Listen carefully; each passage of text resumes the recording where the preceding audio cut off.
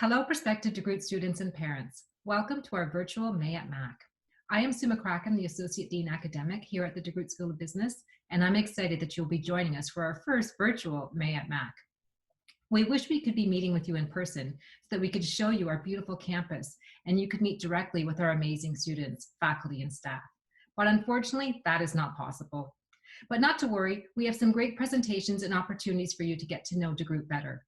Our goal is to share with you what DeGroote is, what we stand for, and why DeGroote is the place for you. When you choose DeGroote, you are joining the DeGroote family. DeGroote is a community that supports each other. You will quickly find out that our upper year students are the best and will guide you on how to succeed and also have fun at DeGroote, and that our fantastic staff and faculty are here to support you and ensure that you're getting the best education and experience possible. You will also learn that by joining DeGroote, you are joining a culture that prides itself on innovation, collaboration, and generosity. We take great pride in knowing that our students work together and collaborate with one another. We routinely hear our students say that their favorite part of being a DeGroote student is the spirit of teamwork that flows through their student life. We also encourage our students to be as involved as possible. Join a club or committee or intramurals, whatever is your interest. We also encourage you to interact with our staff and faculty. The more you put into your time at DeGroote, the more you will get out of it. If you choose DeGroote, you'll be pushed to think big and be curious and determine your passion. We will guide and support you to become a strong business leader that cares about the world and others. You'll become a member of our amazing network of students and alumni that spans the globe. We look forward to getting to know you and you getting to know us. We really hope you enjoy your May at Mac.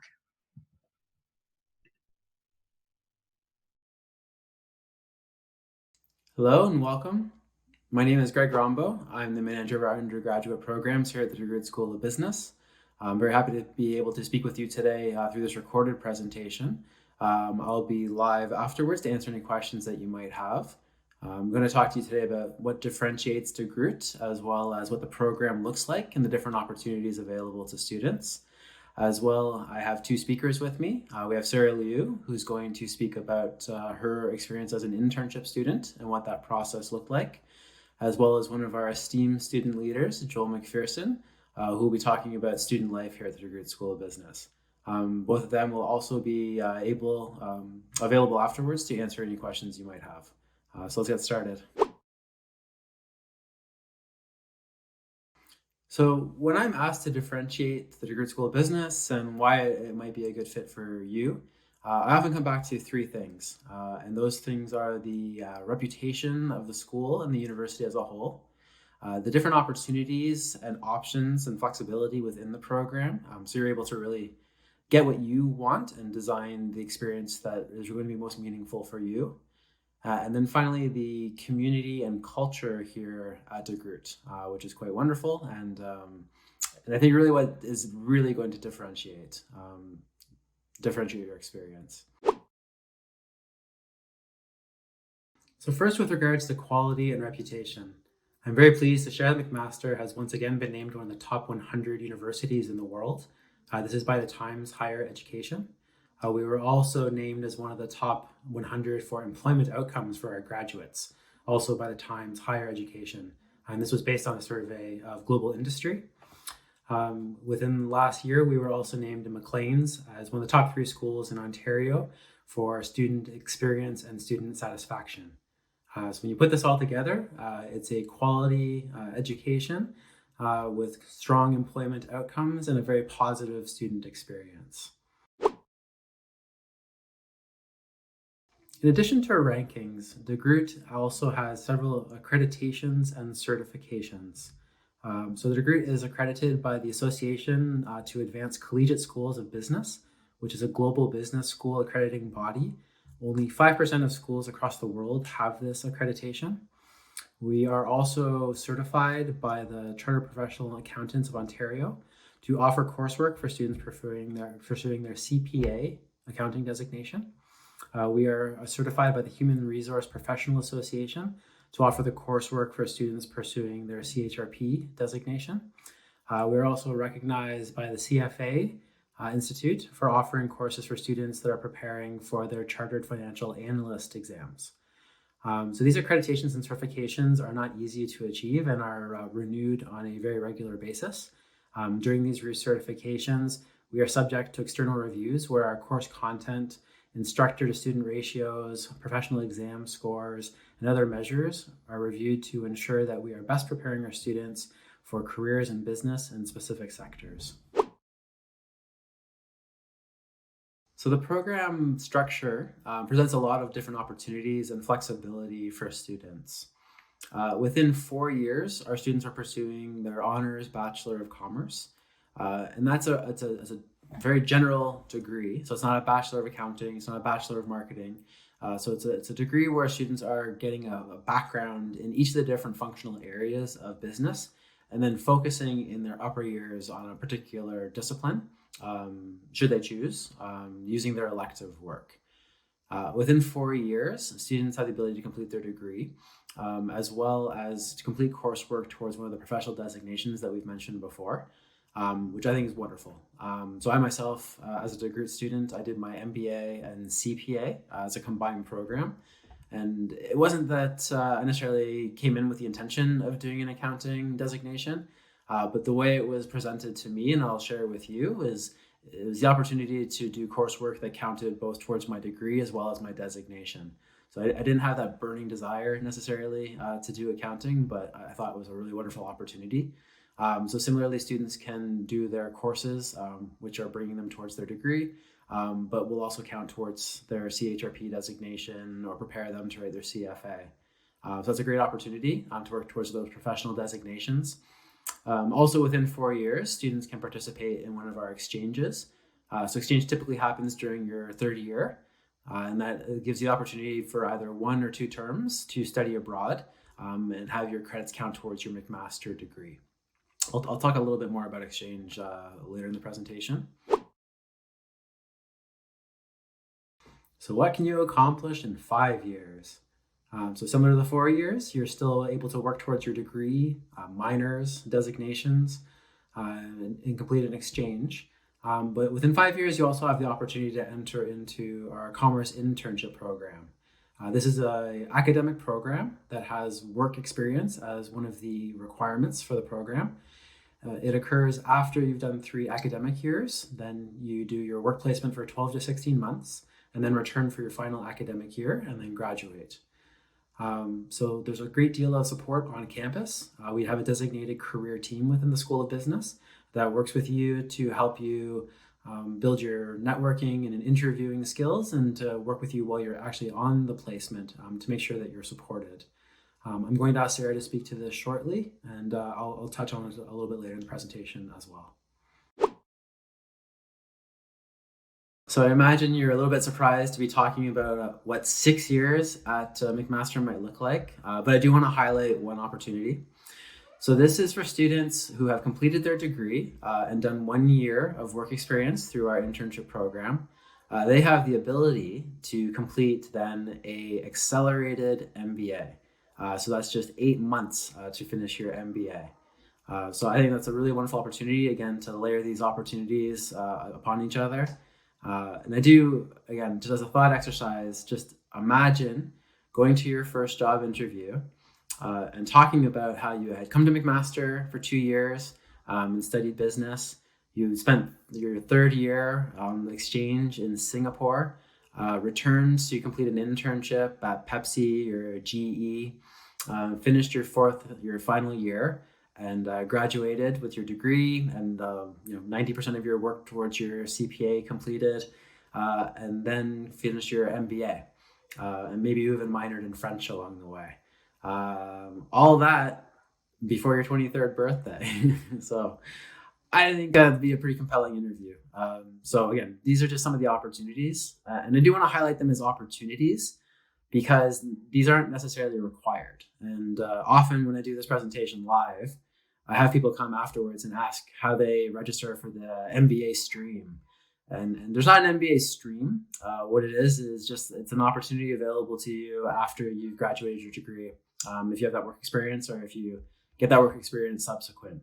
Again, exchange is completely optional. And that's something you can consider doing in your second. So consider applying for in your second year to travel in your third year. Similarly with our internship program, you decide after your second year if you want to apply. So these are all opportunities that are available, but it allows you to come and really get your feet underneath you to understand sort of what the different opportunities are. When I talk to students who have come to McMaster, one of the things that really attracted them was this ability to really sort of get a sense of what's available and learn about the school, learn about the opportunities, and even learning about themselves to decide what really makes sense for them. So I'll speak in a moment about what the program looks like, just how we sequence our courses. But another piece around the flexibility is in the upper years, you'll see that you do have a lot of electives. But these come after you've done your first 2 years where you're getting exposure to each of the different functional areas. So when I talk to students and ask them really, our current students, what attracted them to McMaster, they really appreciated the ability for them to come in to do 1 or 2 years to, again, get the lay of the land, take some courses, understand what was really interesting to them, and then in their upper years decide that they want to focus in a particular area. So looking at the program structure, you'll notice a few things. So one, in your first 2 years, your commerce courses are set. So you are getting exposure to each of the different areas of business. This is where you're learning the technical skills for each of these different areas. And this gives you the ability to really get a sense of what it is that's of interest to you and where your skills are. You do have electives in your first 2 years, but those electives are coming typically or mostly from outside of the faculty. You do have one elective in your second year, newly added, where you'll be able to choose a business course. But for the most part, your electives are outside of the faculty. Each year, we do require students to take courses outside of the faculty. We do want you to become a very well-rounded and unique person. So allowing you to really get out and learn for the sake of learning and really what is of interest to you, but also augmenting your studies. So you might consider taking some psychology courses to augment your marketing studies, or some mathematics courses to augment your finance, maybe even some history courses if you want to learn some what works and what doesn't work from a strategy perspective. But really great opportunities for you to get out. We want students to, again, to really build that education that's going to be most meaningful to them. And again, going back to the quality of the institution, it's great that you're able to go and take these courses in biology and languages and have that certainty that this is, again, a quality education. And you'll often actually find yourselves in your classes within business taking classes with students from engineering and humanities, which I think really enriches the experience to have those different perspectives and backgrounds in the classroom together.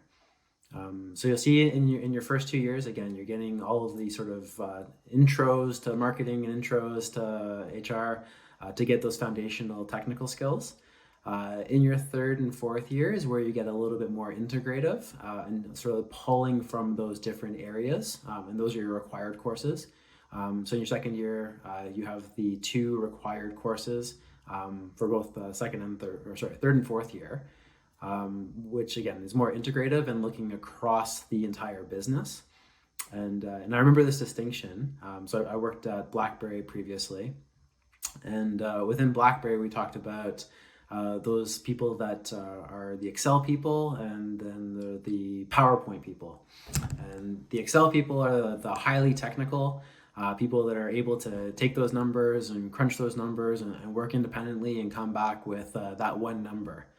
And then the PowerPoint people are the people that are able to sort of look across the different areas of the business to ask the right questions to get those one numbers from each department, to put that together and sort of create a narrative and help drive decision making for the business.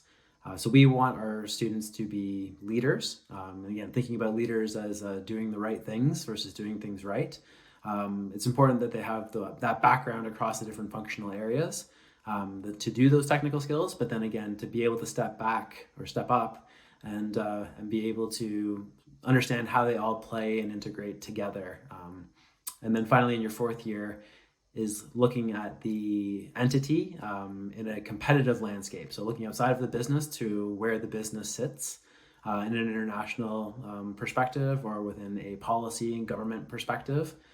So how does the institution, or how does the business operate in that global landscape, in that broader landscape? And then finally, the other thing to highlight is these new GROW courses. So these are the GRO. So you'll see that you have three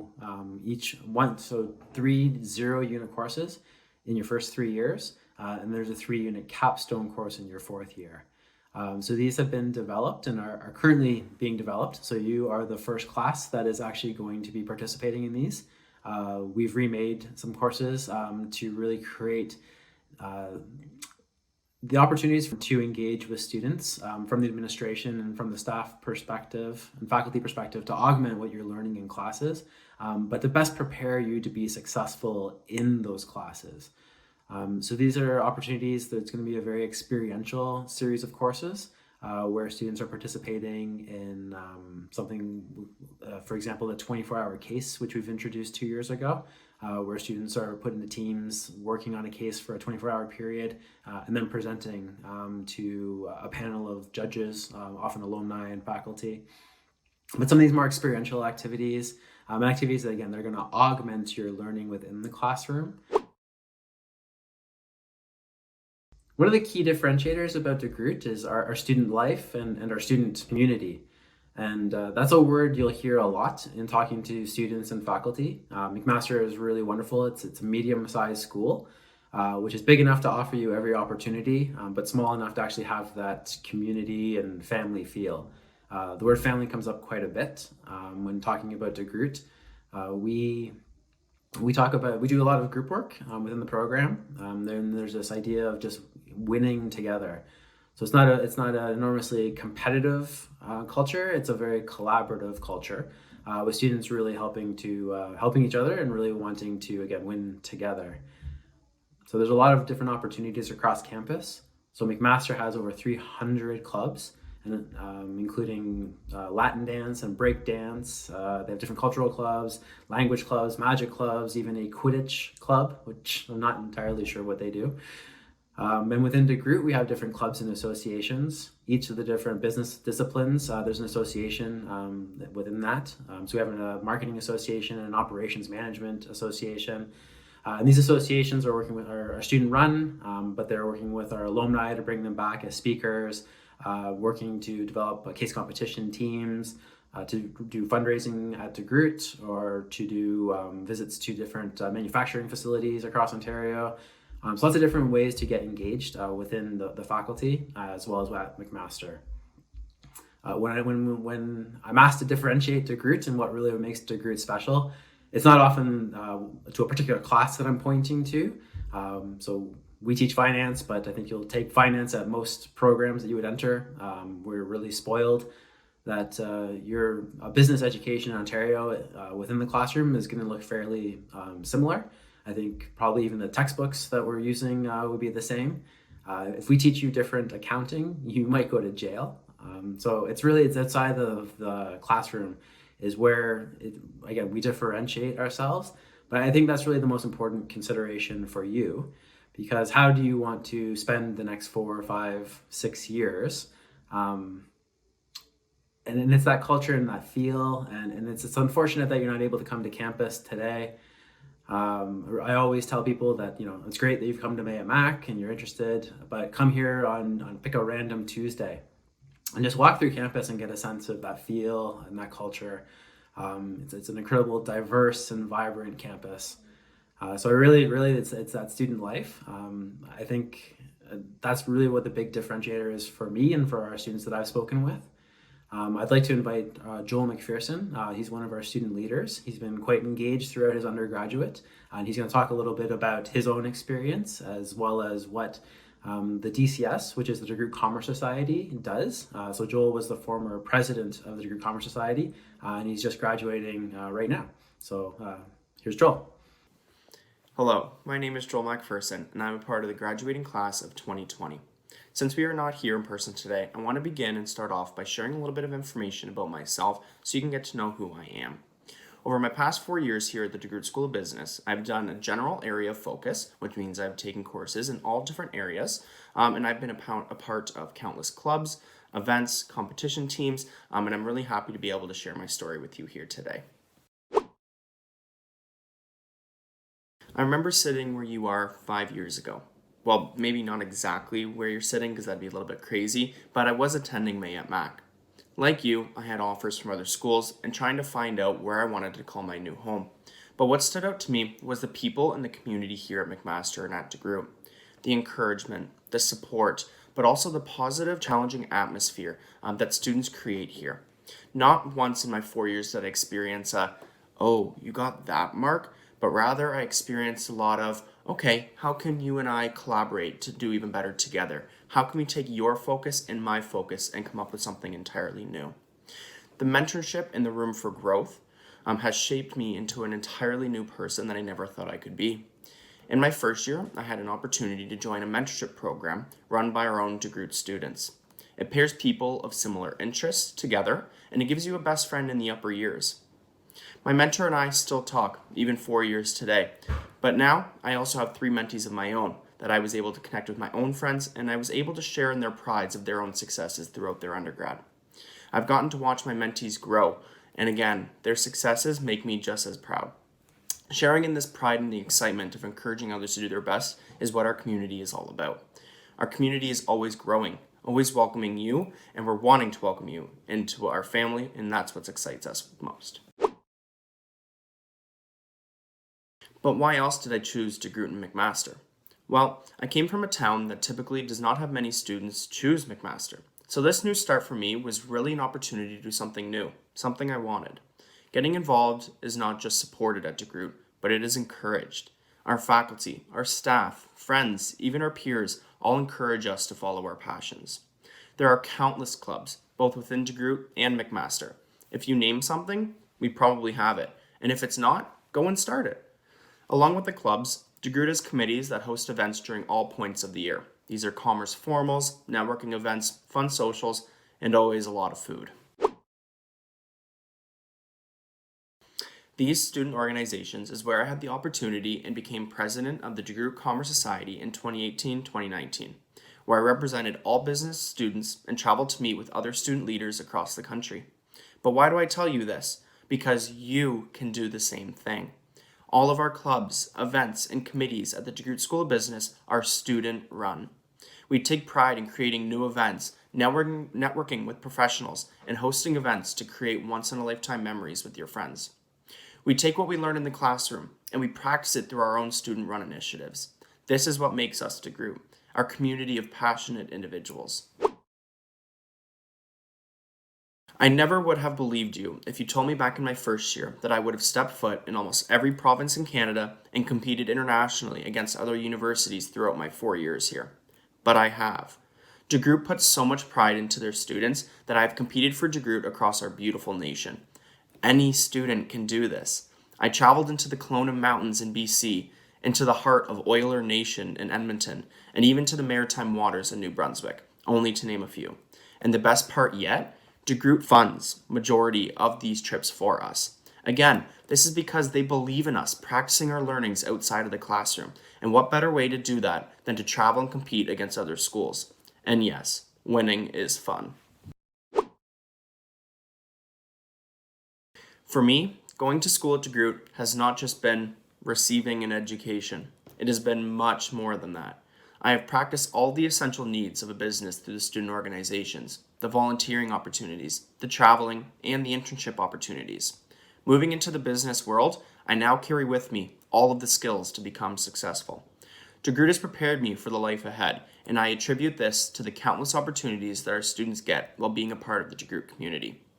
DeGroote is becoming bigger and better than ever before. With the creation of the new business building and our up-to-date course curriculum, I am so excited and proud to officially be a DeGroote School of Business alumni, and I'm more than excited for the future of our school. So I encourage you to connect with the DeGroote students that made themselves available to you today. Ask questions, hear their own experiences, because while this is my experience, no experience is ever the same. Each is unique and full of excitement. Have fun during this time, and while things do look a little bit differently today, and I wish I could be with you here in person, please do not hesitate to contact me during the times today. Thank you. So the world is changing and the world of business is changing. This is very evident right this minute, obviously. But even before this, we've seen businesses moving and technology is moving so fast that textbooks cannot keep up. So how do we prepare students, make sure that they're learning relevant materials and are prepared for the jobs of tomorrow? We do this in a few different ways. So one is by really presenting as much experiential as possible to students, where they're able to learn by doing, or to take what they're learning in the classroom and take it out into the world and see what's working and what isn't working. So a few different ways that we do this is through our internship program, where students are working for an entire year during their undergrad experience.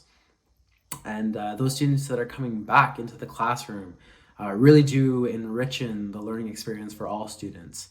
And we hear from instructors often what a rich experience it is within the classroom to have students that have come back and brought perspectives from different companies, from different industries to those classroom discussions.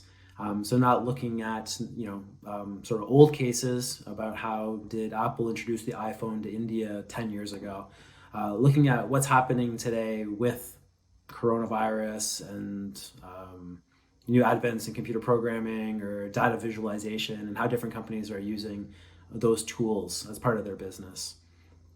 Our students do study cases, but I think more relevant is that they're able to actually do live cases as part of their curriculum as well.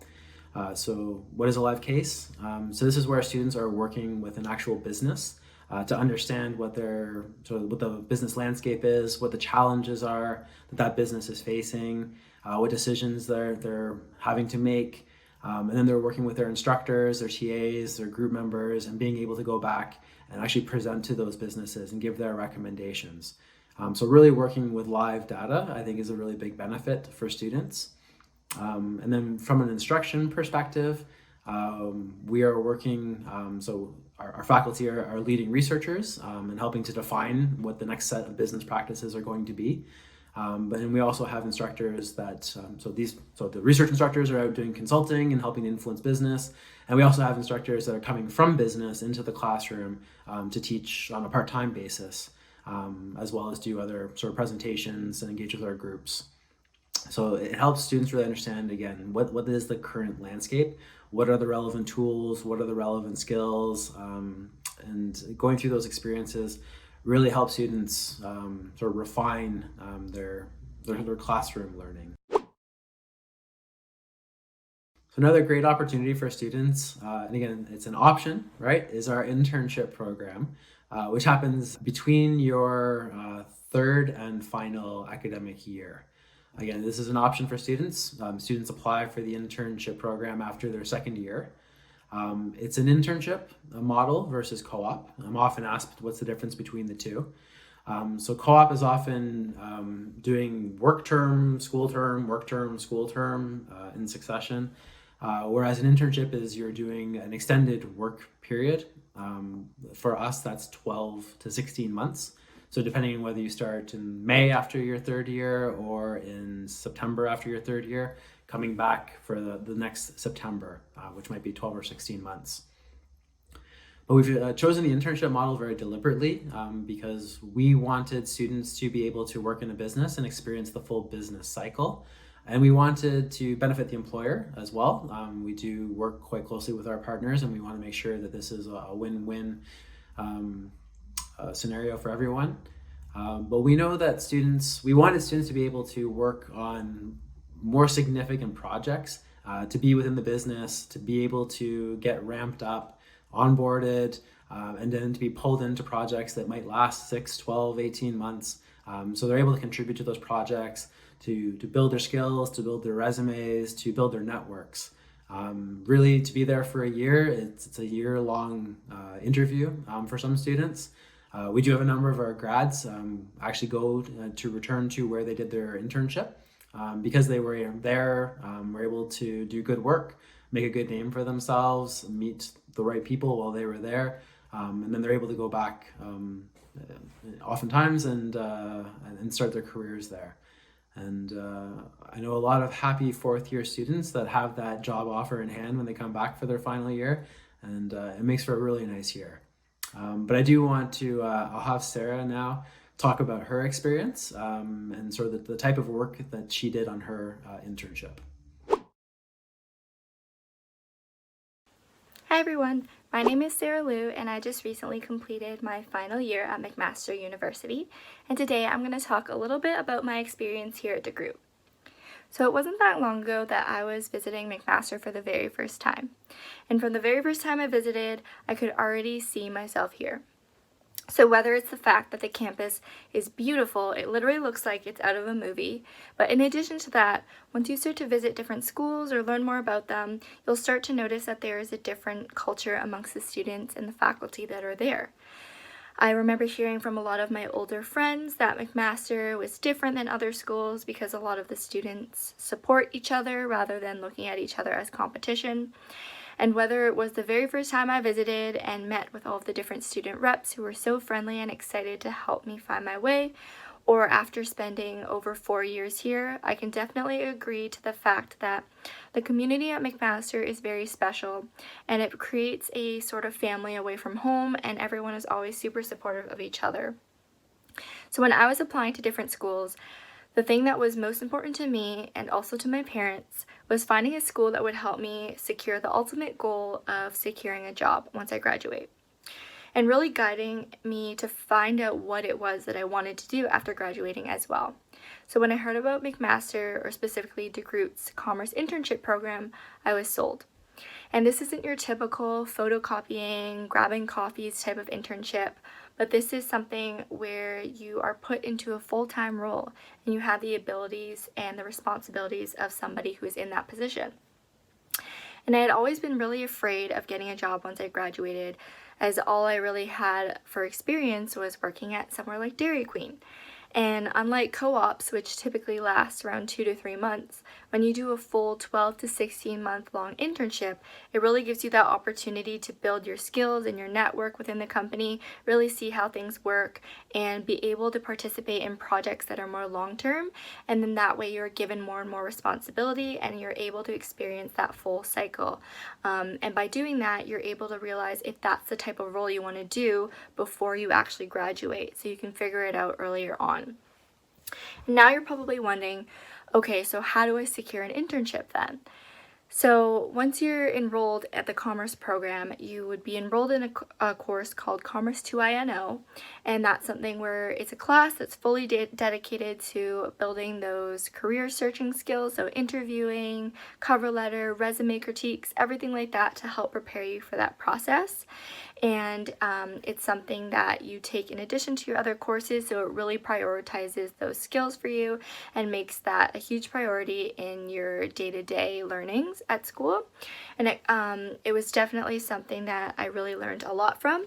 And in addition to that class, you can also book one-on-one appointments with the relationship managers at the Career Center.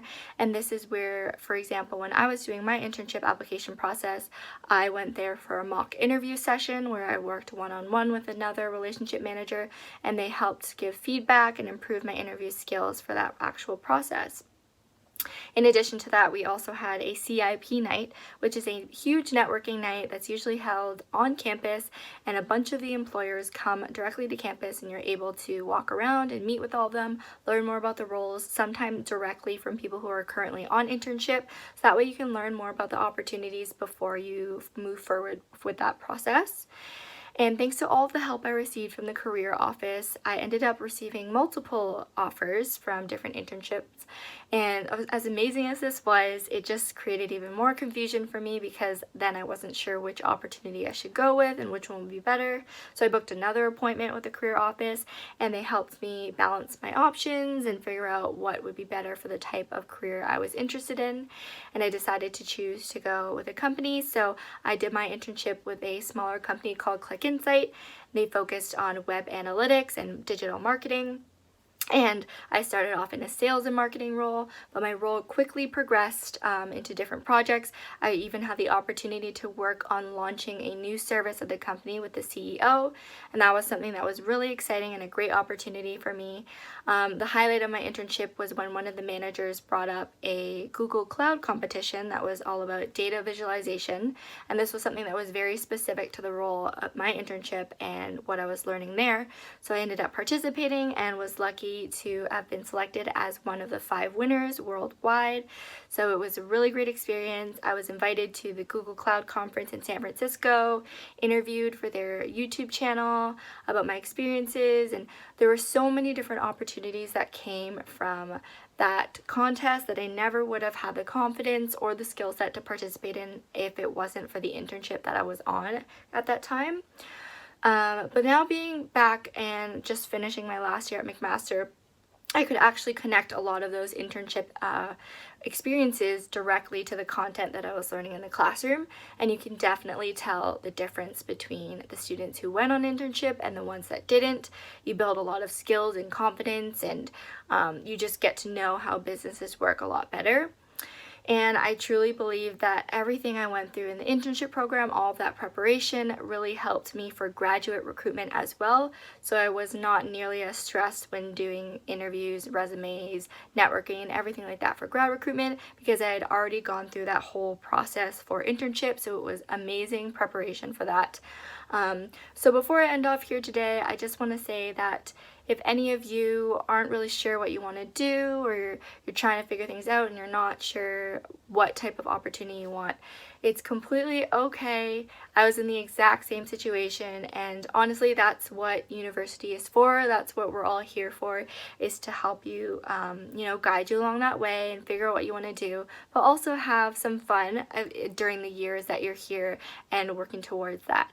So thank you so much. I hope that I was able to let you know a little bit about my experience, and if you have any other questions about my experience at DeGroote, then feel free to ask. Thank you. Great. Thank you so much, Sarah. Internship is a wonderful, wonderful opportunity for students. I should have mentioned also the internships are paid. So average salary last year was around $40,000, which I think is pretty significant. And again, the work is significant. So students are really, really learning through this experience and gaining that exposure and that experience. So I should also note that beyond internship, we do have a great deal of career support available to students right from day one. So you don't have to wait until your second or third year. So there's a career presentation, which I strongly encourage you to engage in, as well as our student ambassadors that you're able to meet and speak with throughout the day. Many of them have done internship or are on internship currently. So a great opportunity for you to engage with them as well. But really understand, so what is it, what supports are available to you, and how to engage with this office. As I mentioned earlier, we do have a lot of opportunities through our exchange program. So McMaster has a very large exchange program. In addition to all of those opportunities, DeGroote has unique business school to business school agreements as well. So those are only available to business students. So this allows you in your third year, again, to choose to go on 1 or 2 terms. So this is what's really wonderful about this is you're paying your tuition to McMaster. So you're not subject to any international fees attending those schools abroad. So your tuition remains the same that you're paying to McMaster. The courses are all pre-approved to count towards your McMaster degree. And it allows you the opportunity to live and experience and really immerse yourself in another culture, in another country, and to build networks with people from other places, to understand different customs and different cultures. Really, really wonderful experience. I did exchange as an undergrad student. It really put my whole life on a different trajectory. There's another video you might find of me on the McMaster site talking about my exchange experiences, but I can't recommend it enough. And again, what's really remarkable about this is the breadth. So how many different places you can go. But what was most impressive to me is whether you're studying in Japan, Australia, Singapore, Germany, you're actually studying in English, which is great. So again, it's taking your comfort zone and really expanding that in a relatively safe and risk mitigated way.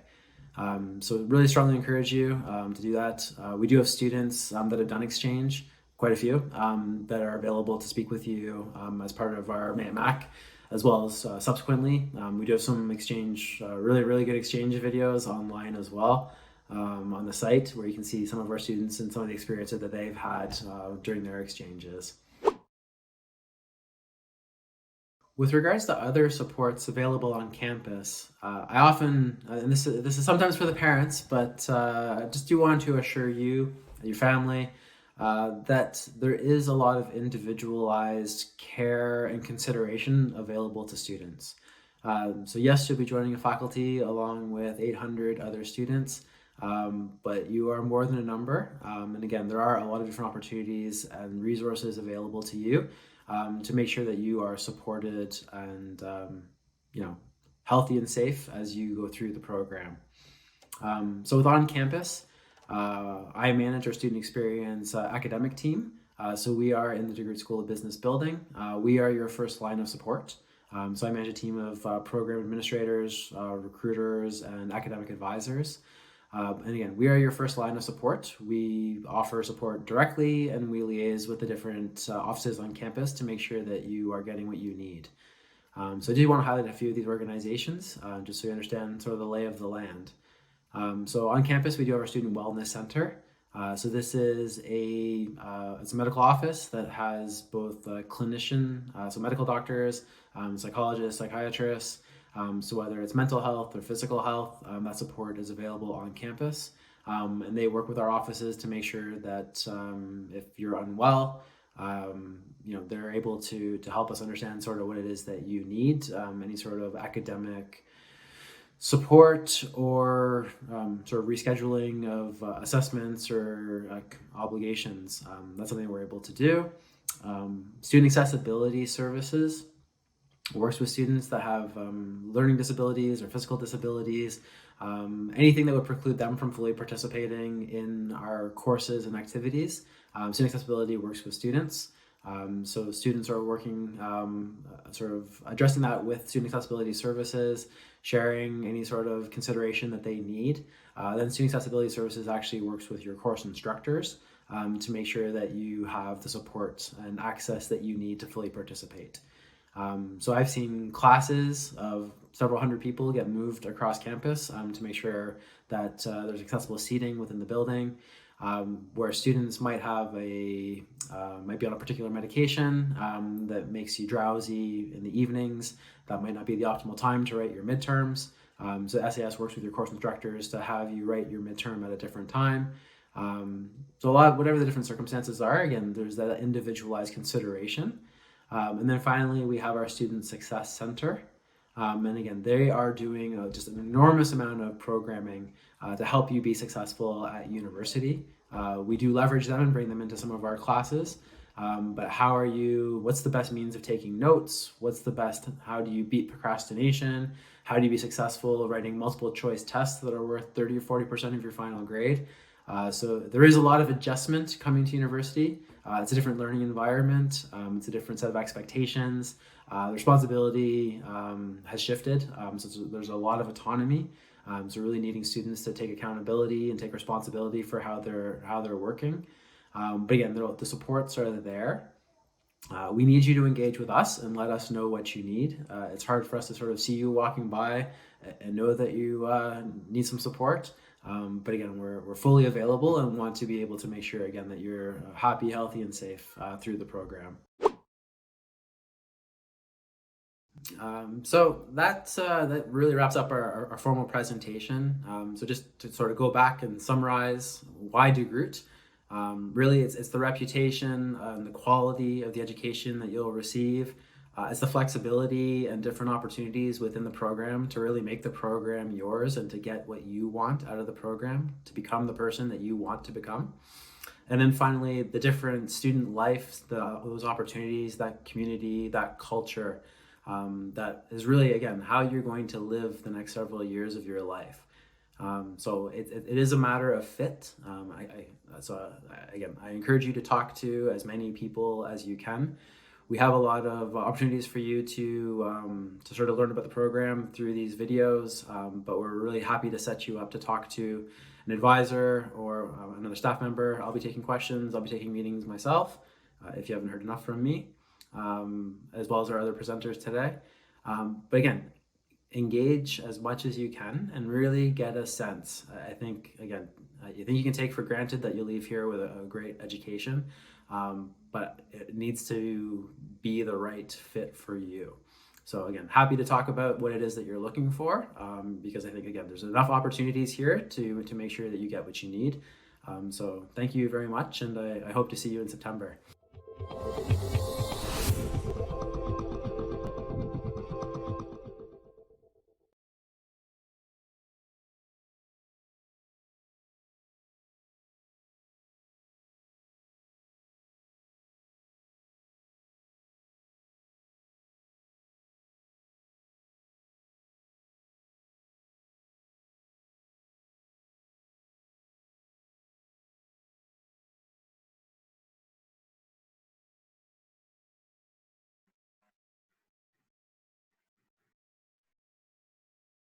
Hi, I'm joining you live, so please keep your questions coming in. We want to be able to answer all the questions that we can.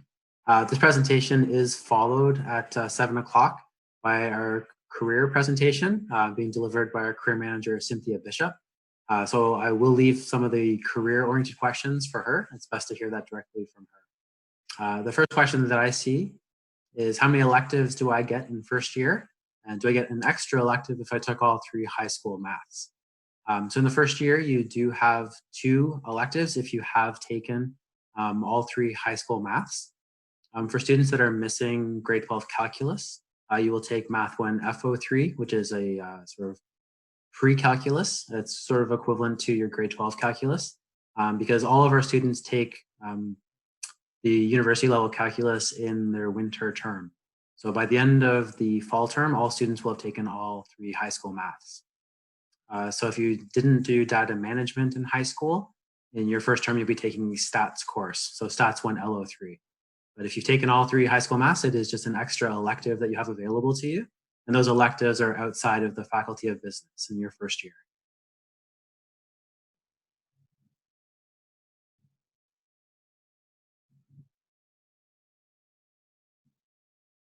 Hi, so the question that I received was, first, how do you pick your classes? So when picking your classes, you would do that online through Mosaic, and if you want to find out more information about the different classes as well, like if you're choosing electives and things, you can find that information in the McMaster academic calendar, so you can see if those are types of courses that you're interested in, and then you would choose your courses online, and you'll have like an enrollment appointment and everything like that, but you can look beforehand. Second question is, where can I get my textbooks? So any textbook that you need would be available through the campus bookstore at McMaster. There's also a lot of Facebook communities where people share, like maybe if they have a textbook from the previous year. So it just depends. But make sure you listen to your professors because they'll tell you what specific textbook that you need for the course.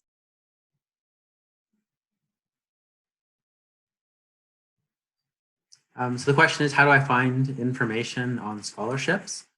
So students, based on their admission average, are automatically considered for scholarships. So students entering McMaster are awarded scholarships, and then the DeGroote School of Business has matched scholarships for students above 90% with their final average. So students with a 90 and above receive $1,000 from both McMaster as well as DeGroote, so that's $2,000. And then students with an average of 95 and above receive $2,500 from DeGroote and $2,500 from McMaster. So we are also considering, and we're doing this actually today, we were looking at supplemental applications from students that submitted to determine who our scholarship candidates are. And we're looking for students that were aligned with the DeGroote values and had really rich experiences in their high school because we want to have a very engaged and successful student body.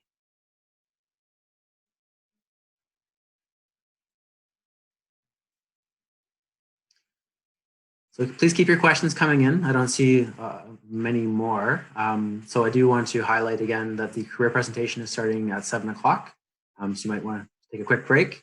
But we do have academic advisors and students available for, and relationship managers from our career team. Everyone's available for one-on-one meetings. So you would have received the links as part of the invitation. So these are Zoom meetings. So you have a chance to speak one-on-one if you want to have your questions answered that way or have a discussion or conversation. But again, I'm happy to answer any more questions if you want to have those, submit those in the next minute or two.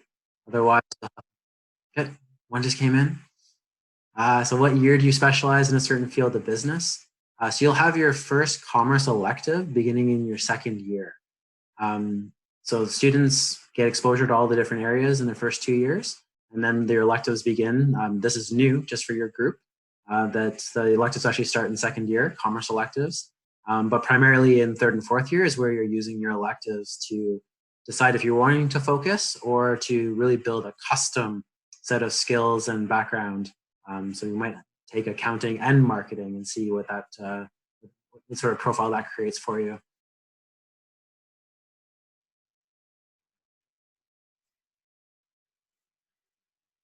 Okay, so the next question I see there is there limited seats for exchange? So there are limited, so we do have agreements with schools across the world, and we try to send the same amount of students each way. So we're receiving, 4 or 5 students from the university in Singapore, and we're sending 4 or 5 students to Singapore. So students, I'm pretty comfortable to say there are enough exchange opportunities for all of our students that are interested. I can't think of a time where we haven't been able to provide an option. Having said that, there are some destinations that are more popular than others. So for students that are enrolling or applying for exchange, we ask you to identify several different schools that you're interested in or different countries that you're interested in. And generally speaking, we're able to meet one of your top schools, but I can't think of a time where there hasn't been at least an opportunity available for all students interested.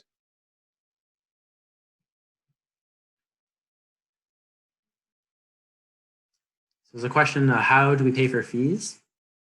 I'm not sure if that's your financial planning or the logistics of paying for fees. Our tuition and fees are calculated at the beginning of the year, and you pay per term. You have a student account. You may be used to Mosaic. That's a student record system, and that's where you'll do your enrollment. You can check your grades, and you'll be able to pay your fees all through Mosaic. So you'll see that at the beginning of the term.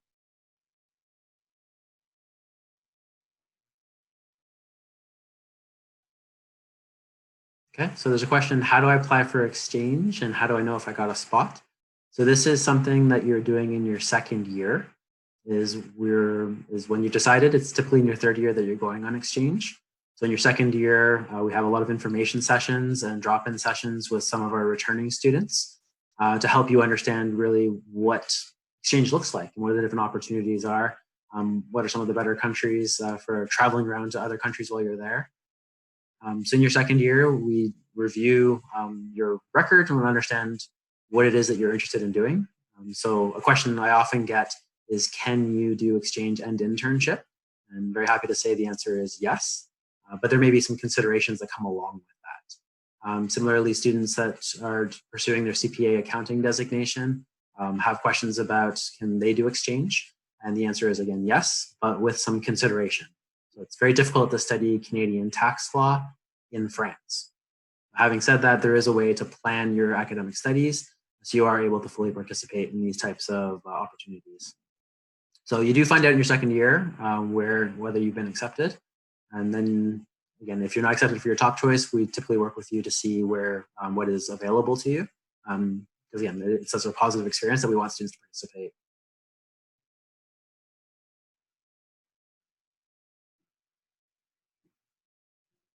So the question is, can you do a full major in another program? So you are able, after you complete your business degree, to return to McMaster to complete another degree. We do require students to finish the business degree first. Students that have a degree that want to do business studies, we typically point to our MBA. So it is possible if you put in some extra time, but just within your your first undergraduate degree in business, there's a great deal of flexibility for completing minors. And again, those minors might add up to another degree if you choose to return to McMaster for another year following your graduation from the business program.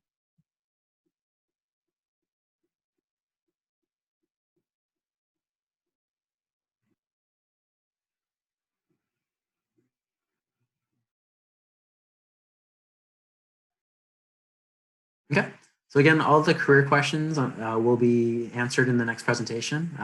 Cynthia is going to be answering questions on the fly. So make sure you're putting them into the chat as well.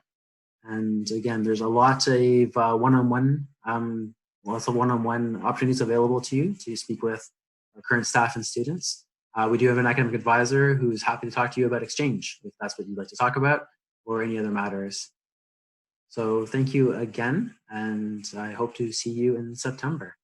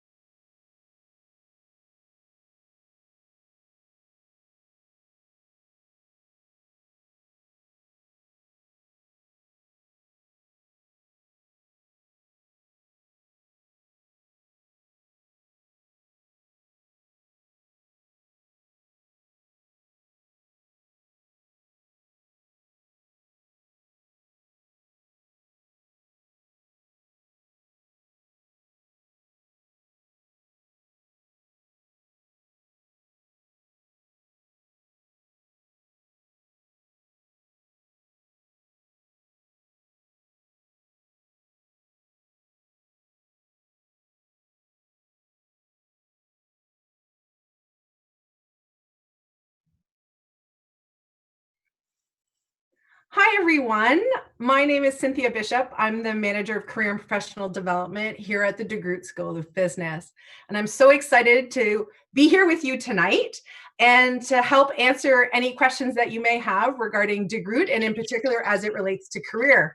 I see you've had many questions for my colleague Greg in the previous presentation. So what I'm going to do is I'm going to try to incorporate some of that discussion in my presentation.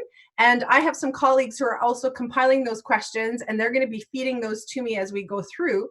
So please be sure to type your questions in the chat, and we'll also save some time at the end for some open Q&A. But let me get started. So in my role as Manager Career and Professional Development, I oversee our career team here at DeGroote. In short, it's called CPD. Welcome to the world of acronyms as you enter your university career. CPD is really focused around providing excellence in terms of employer support and connections, and looking at excellence in career development for our students. And we are the hub for work integrated learning. So it really is a large team that spans across DeGroote. However, what's really special about our career team is the fact that we have local teams. So I want to introduce you to our BCom team. And so the BCom team is here to support you specifically. So our BCom students don't have to compete with any of our other programs for attention by our relationship managers.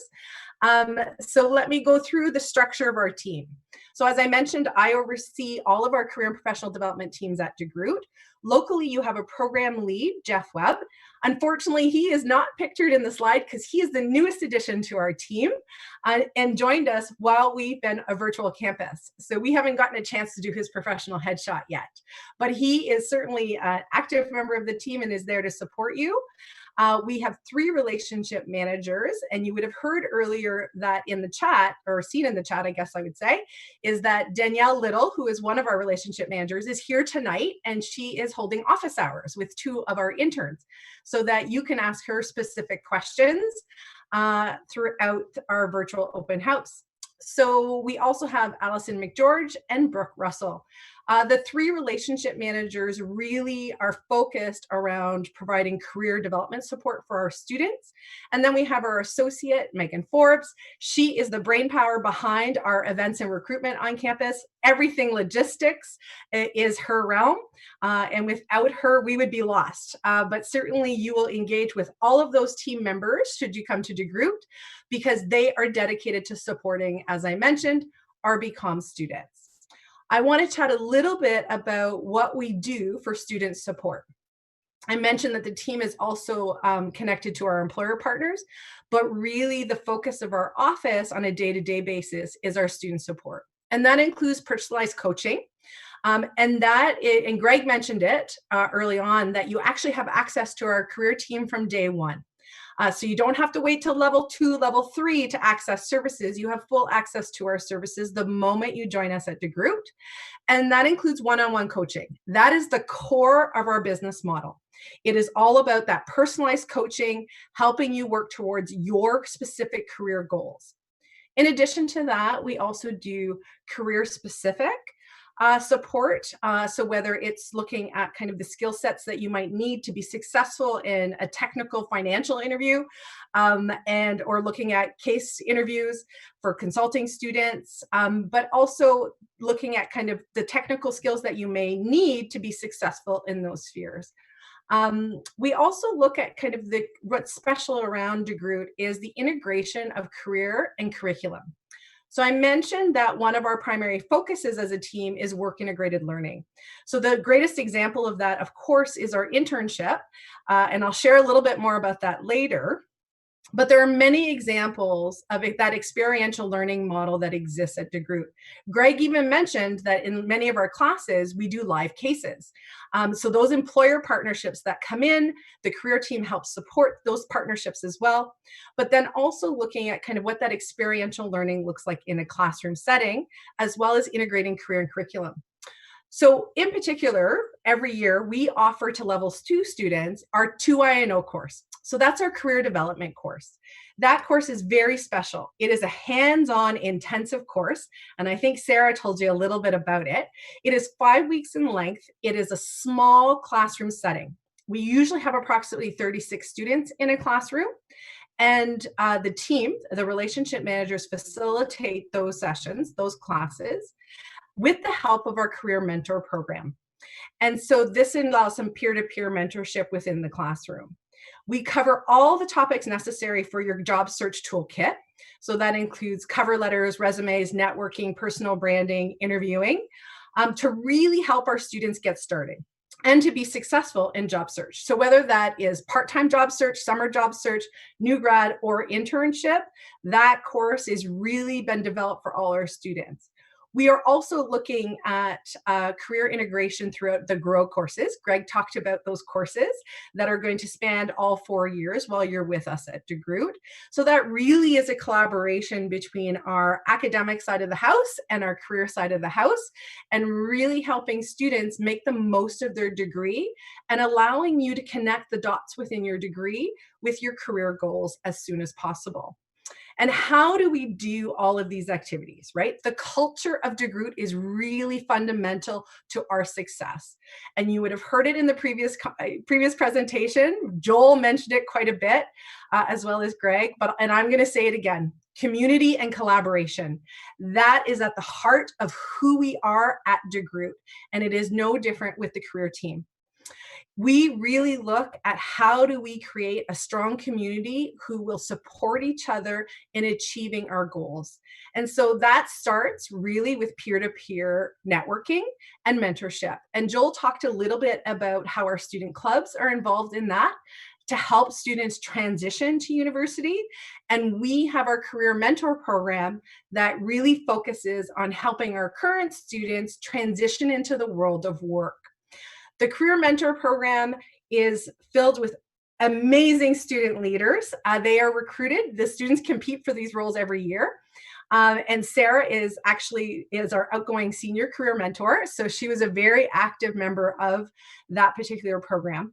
And I mentioned that they're very involved with our 2INO course. And they really look at supporting students through that course, but also after that course is complete, and especially as students go into internship or summer job search, really being those mentors, looking at supporting our students in terms of career success. That mentorship program is also an experiential learning opportunity that I wanted to highlight. It is where we help our upper year students develop the skill sets, mentoring and coaching of teams, small groups of individuals, which they will be applying in their future leadership roles in the workforce. And really, this is for them an opportunity to start gaining those managerial skills that they're going to need for future success. Not only do we create opportunities for peer-to-peer mentorship and networking, we do so as well with our alumni community. Very strong alumni community at DeGroote. And that is really founded in the peer-to-peer networking that happens. So it just continues naturally after graduation. We create a variety of different opportunities for our alumni to become engaged within our community. Some of them are in person. You will see things like alumni coffee breaks and speaker series, but you will also see a variety of online tools where our students are able to connect with our alumni network. Our alumni advisor network is one of those. It's housed in Firsthand. In fact, it was so successful, we're actually about to launch 10,000 Coffees, which is modeled on that network, but where it's going to be peer-to-peer online networking. And it will actually give our students access to all students at DeGroote. So that includes, BCom students will now be able to work with our MBA students as well as our MPhil students and learn from each other's experiences and help build that network even broader than just within the local program. So we're really proud of those alumni connections and always encourage our students to leverage that as much as possible. And because really those networks and those connections are going to help them, like I said, with future career success. The career team helps support that through our on-campus recruitment as well.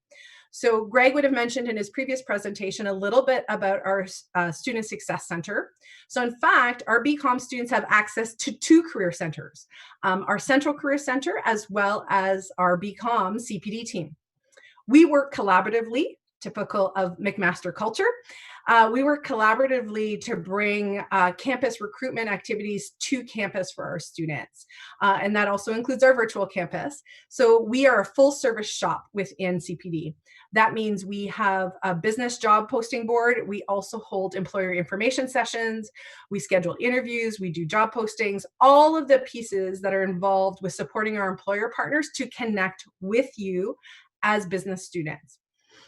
We also we work collaboratively with our student clubs to make sure that we are able to provide opportunities for employers to connect with them, participate in their events, but also giving them the opportunity to connect with you through those student clubs. Now, I wanted to share a little bit more about our Honors BCom with Internship. It is an exciting new initiative. It's actually probably revamped. So previously, in some of the collateral that you may have received, you would have heard about the Commerce Internship Program, formerly known as CIP. This was an optional program for our BCom students. We have formalized that into an Honors BCom with Internship program. So now it is a formal part of a degree. So let me walk you through some of the pieces around this new degree, but also trying to answer some of the questions I saw earlier in the chat, as well as some that are coming in. This 5-year program, 5-year degree program, it is not direct entry into the program. So you're not coming into the Honors BCom with Internship in level 1. So you will come into your program in level 1, you will complete level 1 and level 2. While you're a level 2 student, you will complete the 2INO career course. That helps you qualify for this new BCom with Internship. At the end of level 2, you'll apply to be considered for the Honors BCom with Internship program. That term apply makes everybody a little nervous. They're always everybody's asking me, so what does that mean, right? How many students get in? And we're going to go into the numbers in a second, but really, what is it that we're looking at? The process is quite simple. You will apply. There will be, you will indicate an interest. You will submit a statement of interest, as well as go through an interview with our career team. And we review your academic qualifications for the program. So that means full-time student successfully completed level 2 with a cumulative grade point average, a minimum cumulative grade point average of 7.0. And for those, and I know that question is coming up, 7.0 is actually a B-, and the numerical grade is between a 70 and a 72. So it is a competitive process to get in, but not competitive in the term that we look at just the top 10% of our students participating in the internship program. What we are assessing through that application process is fit. Are you well prepared to come into the program? Does it match your career goals? Because for some students, the internship program may not be the right fit. In fact, doing a summer internship might be a better fit rather than the 12 to 16 months. So we really want to work with each of our students to make sure that that the program that they're choosing best supports their career objectives. So in level 3, you will be transferred into the Honors BCom with Internship program, and then you will work with the team through 3 cycles of recruitment, internship recruitment. Level 4 is your actual internship. So that is a full-time internship. So students are not enrolled in courses at that time. They go out to work for 12 to 16 months. And as Greg mentioned, it is a paid internship. And then they return to us for their final year, full-time studies, their level 5. So that's a little bit of an overview around our BCom with Internship program. Let me talk about the numbers a little bit. So last year, so currently, we had out on internship 249 students. So that is likely going to be similar to the class size that we're going to be accepting into our internship program moving forward. Now, I say that because it's all dependent on the number of applications we receive. So we don't have a cap at the moment on the number of students we will admit into the BCom with Internship. So that number may fluctuate depending on the interest from our students, but really from a DeGroote perspective, that is kind of the ballpark we're looking at. In fact, we are hoping that the student interest continues to grow and we're able to grow that program a little larger over the coming years. And in particular, because it is now a required part of our degree, it actually opens up a few new possibilities for us in terms of employment scope. So right now, the program, Sarah mentioned, the job board is quite robust. So last year, 90% of our students secured their internships through our BCom job board. So that means students were not required to have to go out and seek their own internships, which is really exciting, and we pride ourselves in that particular figure. We work really hard to make sure we have the opportunities available for our students who are in our internship program. And then we also look at vetting those opportunities. So as you will note from the slide, they are paid opportunities. They are equivalent to what we would see as entry-level salaries following graduation, because these roles are vetted. And when I say vetted, it is really looking at one of the differences between co-op and internship. And I know Greg spoke a little bit about that co-op model versus internship model, is that unlike co-op, where students are going out at multiple stages during their course of studies, all our students have completed level 3 before going out on internship. As such, in order for us to grant academic credit for those internships, we look at the level of work that they're doing and the scope to ensure it aligns with what should be being performed by a level 3 student. So they are fully integrated within their workplaces. We often hear from our employer partners that our students are not even referred to as students in the workplace, because they're actually going through a full business cycle with their employer partners. And so as such, they're integrated completely with the team. They have an extensive onboarding process, and the students are delivering fully on projects while they're in the workplace. So it's a slightly different model than co-op, and it obviously has slightly different outcomes than a co-op program would. Where do they go? That's the other piece. I know we talk about students who are interested in doing their CPA and CFA. I've seen some of that come through the chat as well. So I know that many individuals are looking for me to put up a list of employer partners, but the list is too long to actually put on a slide up on the screen right now. So let me tell you a little bit about kind of our top sectors, and where they're going. Our students are primarily staying in Ontario. This past cohort was in Ontario, completely in Ontario, 80% in the Greater Toronto area, 15% in the Greater Hamilton area, the other 5% scattered throughout Ontario. That number varies every once in a while, but to be honest, it's been a small percentage that have worked outside of Ontario and a very small percentage that have gone abroad for their internships. Now, one of the reasons for international internships being so low was that it was an optional program. So we encountered some work visa issues in certain countries for our students to work. Now that it's a required part of a degree program, we won't have those hurdles as much. So we'll be able to work with our students a little bit more around international opportunities as well. But we also see that our students are pretty tied to our community. They remain engaged while they're on internship, whether it's with their student clubs, whether it's with varsity sports. So they don't tend to go too far away. It allows them to continue with their co-curricular and extracurricular involvement on campus. So again, this is all dependent on student interest, and we try to be as flexible as possible in supporting our students to achieve what they want to achieve and to build the experience that they want to build. So in terms of employers, like I said, there is a long list. And if you go in and meet with Danielle in her Zoom office hours, she'll be able to share a sample list of employers that we worked with last year for our internship program. But really, we still see the majority of our roles, right, kind of across sectors, but the majority coming from financial services, manufacturing and tech. We're also seeing a large number go into professional services, and that's where we see our CPA students, so with the accounting firms.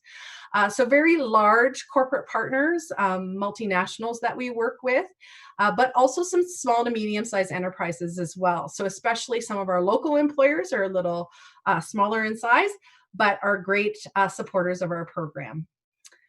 I'm going to stop here because I feel like I could speak about career and what we do at DeGroote for many, many hours, but I know I have promised to wrap up by 7:30. So let me take a look to see if you have any questions, any additional questions before I say final words.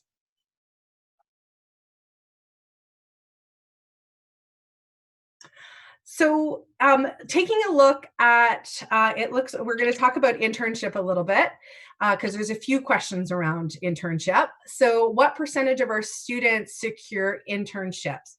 So we are moving into a new model. So I am leery to talk about numbers around secure rates because it is a new model. So our past history may not predict our future patterns within the program.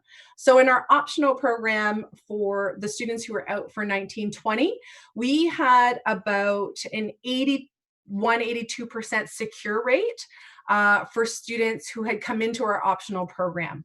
Now, our optional program did not have, I want to say, a fully integrated recruitment cycles within the curriculum. So students were not required to actively participate. We anticipate that number to be a little higher as we build in a completely integrated career model within the new degree program. But last year, the students who were out, we are still in active recruitment right now for the students who are outgoing, so I don't have stats around that, but it was around 82%. There was also some questions around looking at international exchange and internship. So can I do exchange with internship? Absolutely. We have always encouraged that of our students. So that model has existed previously. So you could be out on exchange in level 3 and still participate in the recruitment cycles for internship.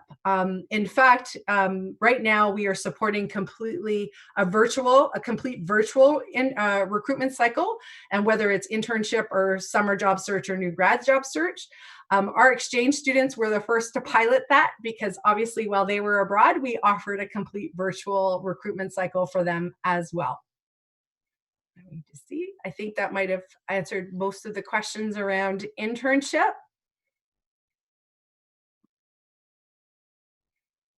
I think one final question around internship, there was, what do the hours look like for internship? So the work hours are set by the employer partners. So you're fully integrated into their workplace. So whatever their operating hours look like. However, it is a full-time role. So we do require a minimum of 35 hours a week from our employer partners for the roles to be considered. Hence why students are not registered in courses during that time. Because they're out for 12 to 16 months working full-time work hours. There are some questions around kind of the difference between other school programs and looking at DeGroote's program. I won't go into specifics around kind of what the schools have different around career services and so forth, but I will reiterate some pieces from a DeGroote perspective. One is, is our personalized coaching model from day one. Really important for us, for our students to get one-on-one attention from our career team. And that means a local career team from a DeGroote perspective, so that our BCom students are never competing for Danielle or Allison or Brooke's time with an MBA student. So all our services are developed around the recruitment cycle that you're going through as a BCom student. So no conflicting priorities with our local teams in supporting our student populations, but the teams work collaboratively though to support employer partners coming to site. So this is, it's an important piece for us because we are one DeGroote, and so we work collaboratively to ensure that all our employer partners have access to all our students.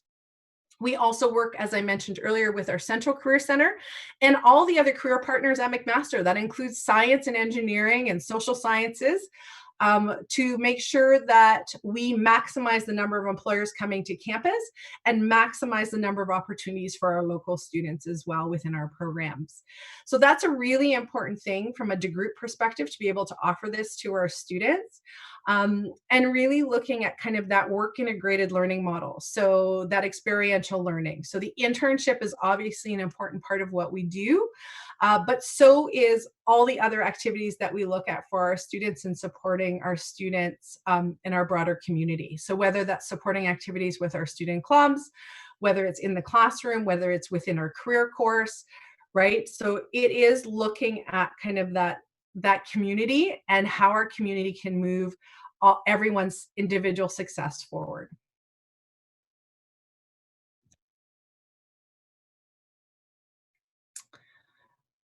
I think that might be it for your questions. Any last questions? Start typing because we're going to take those now.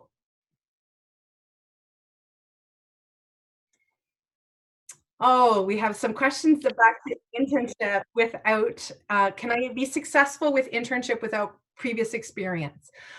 Absolutely. And this is the part we're going to help you connect the dots when you join us at DeGroote, is saying you gain experiences in many, many different ways. And it just doesn't happen in the workplace, right? Because one of the hardest pieces we hear all the time from students is, I can't get experience without having experience, right? So how do you develop skills and competencies in the experiences that you do have access to? So whether that is through student club involvement, student leadership, whether it's athletics, whether it's governance, whether it is within your community, volunteer work, in the classroom, through case competitions. You know, Joel spoke about the case competitions he's been to across Canada where he's represented DeGroote. All of those experiences create skills and competencies that make you competitive for summer roles, as well as the internship program, as well as new grad opportunities. So it's really looking, this is what the career team will work with you on, is building out, identifying your portfolio, identifying opportunities to build out skills and competencies that meet or that align with your potential career goals. We do that in 2INO, but we'll also be doing a lot of that in our Grow courses as well. So, and looking at, I know many of you have some decisions to make, and I said I wasn't going to compare school to school, but we will talk about a little bit more around the co-op and internship model, because I think that has come up a little bit in our Q&A, and I know it also came up within Greg's presentation as well. So the co-op model is the traditional co-op model, and which I think is a great model as well, because we also offer it with our MBA program here at DeGroote. So at DeGroote, we do both models depending on the program. So MBA is co-op, our BCom program is internship, as well as our Masters of Science in eHealth is internship. So co-op is an alternating model, right? So where you do an academic term followed by a work term, and you alternate academic work term until you complete your program. Depending on the length of your program, the school, and so forth, that might look like 3 co-op work terms, sometimes 4 co-op work terms.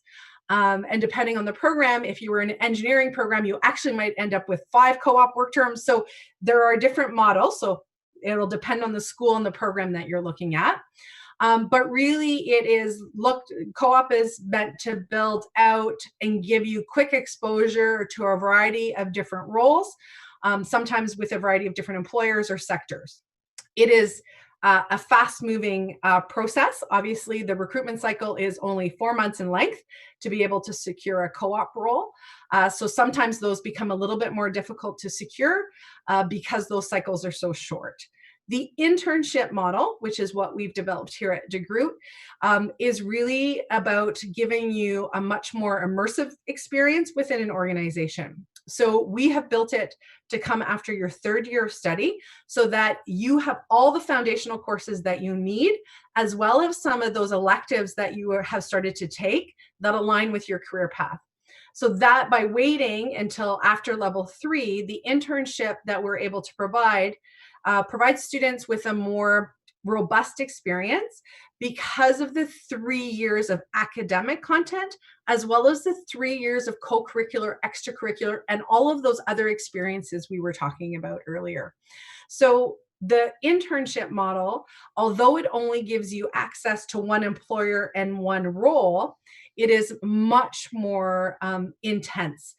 So students often use it as a testing ground for a career path that they're looking at for immediately following graduation. And often it validates that, yes, this is what I want to be doing when I graduate. Sometimes it actually enlightens them that this is not the path that I'm looking at choosing after graduation. But what the 12 to 16 months also does is give the students the opportunity to understand all the business lines within an organization. So if they had started off in an accounting role, but realize that this might not be quite the path, they can leverage that opportunity over the year to really connect with what would be the marketing arm within that organization and learn more about that particular field while they're within that organization.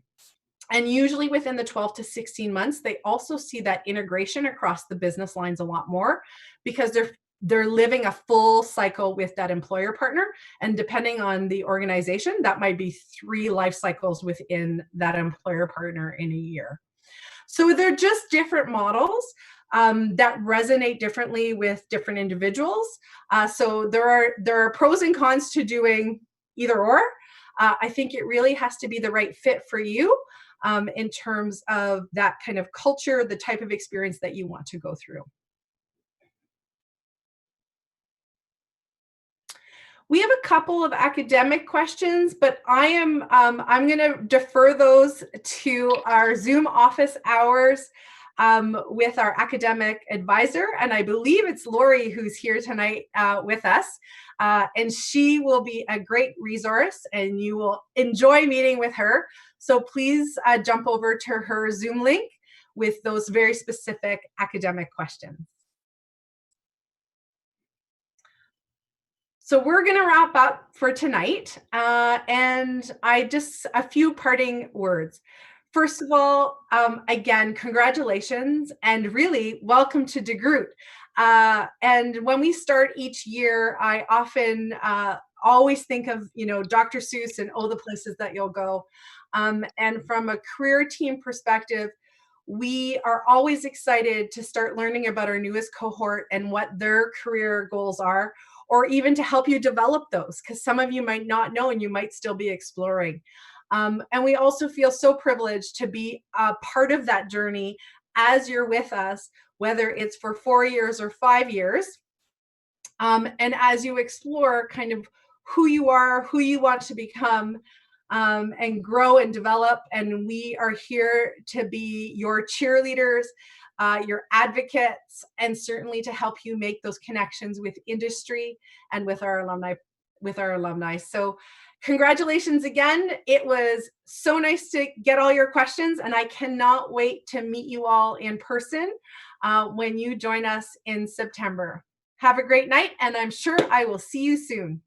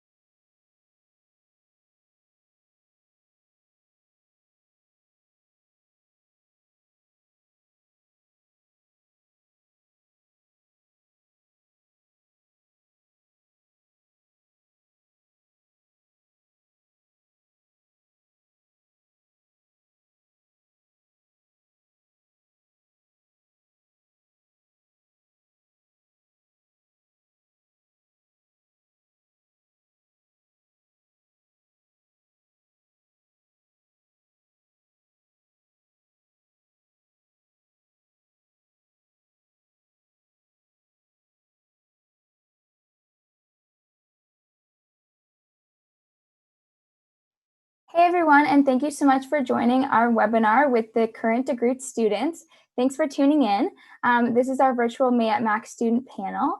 Tonight we're just going to be answering some of the questions that you posed earlier, as well as feel free to ask any questions in the chat box next to the live stream. We're just going to start by introducing ourselves. So my name is Sarah. I'm going into my 4th and final year at DeGroote. My hometown is Hamilton, Ontario, and I will be partaking in an internship this summer. Hi, my name is Stephanie. I just finished my 3rd year at DeGroote, and I'm currently starting my internship with Wells Fargo, and I am from Mississauga, Ontario. Hi, I'm Angela. I'm going into my 2nd year, and I'm from Burlington, Ontario. Hi, I'm Hannah. I recently just graduated from DeGroote, so the class of 2020, and I am from Burlington, Ontario. Hi, I'm Craig, into my 3rd year here at DeGroote, and yeah, I'm originally from Waterloo, and yeah. Hi everyone, my name's Sydney. I'm going into my 3rd year. I'm doing an interdisciplinary minor in globalization studies, and I'm hoping to go on exchange.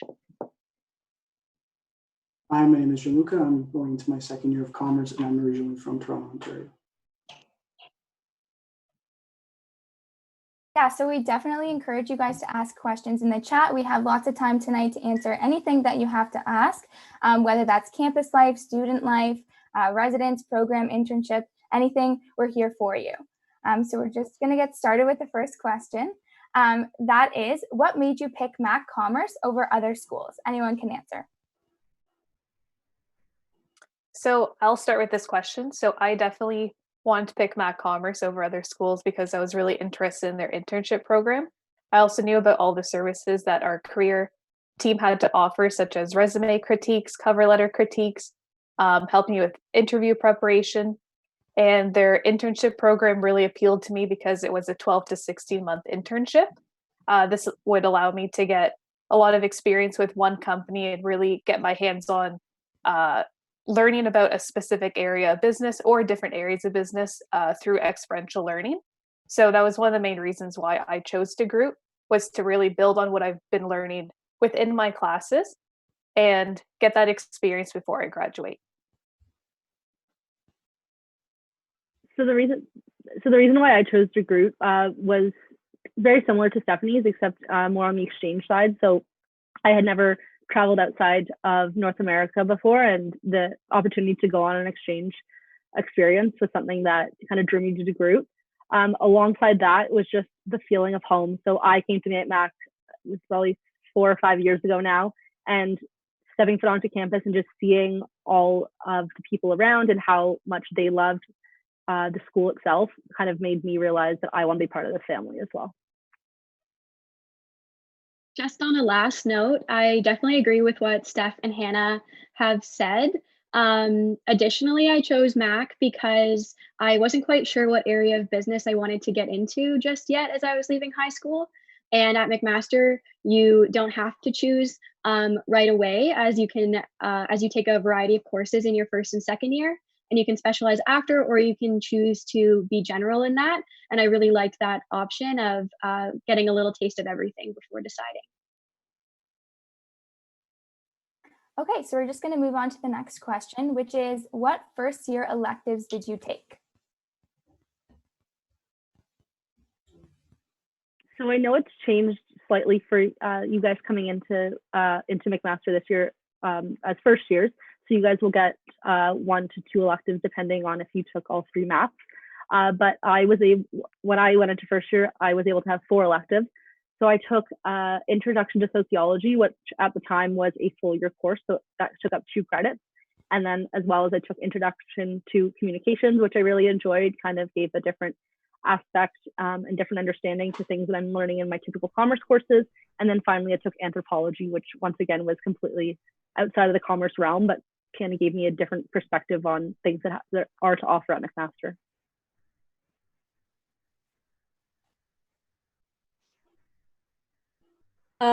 I recently was in first year and I had 4 electives as well. And I also took Anthropology, which is out of my comfort zone, just to try to broaden my range of just knowledge. And then I took psychology as well. And then I took intro to communications and geography.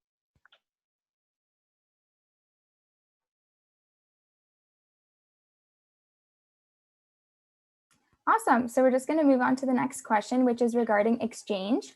So it is, why was the exchange a good thing for you? And how do you think it makes you unique from other students who don't participate in exchange? I think for me, coming back home, I had a greater appreciation personally for the education that I get here at McMaster, and I guess more broadly in terms of in Canada. So it kind of gave me a perspective on learning about international business, so how things happen in different countries compared to Canada, as well as how classes are set up. So some of my classes were only once a week for an hour, and then some were upwards of 6 hours a week. So it kind of ranged in terms of learning about different types of teaching styles. And it was probably one of my highlights of my university career. It allowed me to be a lot more independent and do things on my own. And I definitely have no regrets about it. I haven't gone on exchange yet, but I'm supposed to be going on exchange in the winter 2021 term. And although I haven't been yet, just from even planning for my exchange, there's a lot that goes into it. And you have to do a lot of research, and it's a lot of independence. And so I think just from a planning standpoint beforehand, I definitely see how you develop skills that maybe you wouldn't if you didn't go, and how you're going to meet a lot of new people and have some very different experiences, depending on what school you're at and what country you're in and so on. Thanks. So the next question is also related to exchange. So Hannah and Sydney, if you want to take this one as well, it is, what is it like to apply for exchange, and will I get the school that I want? Yeah, so I can start since I just went through the application process.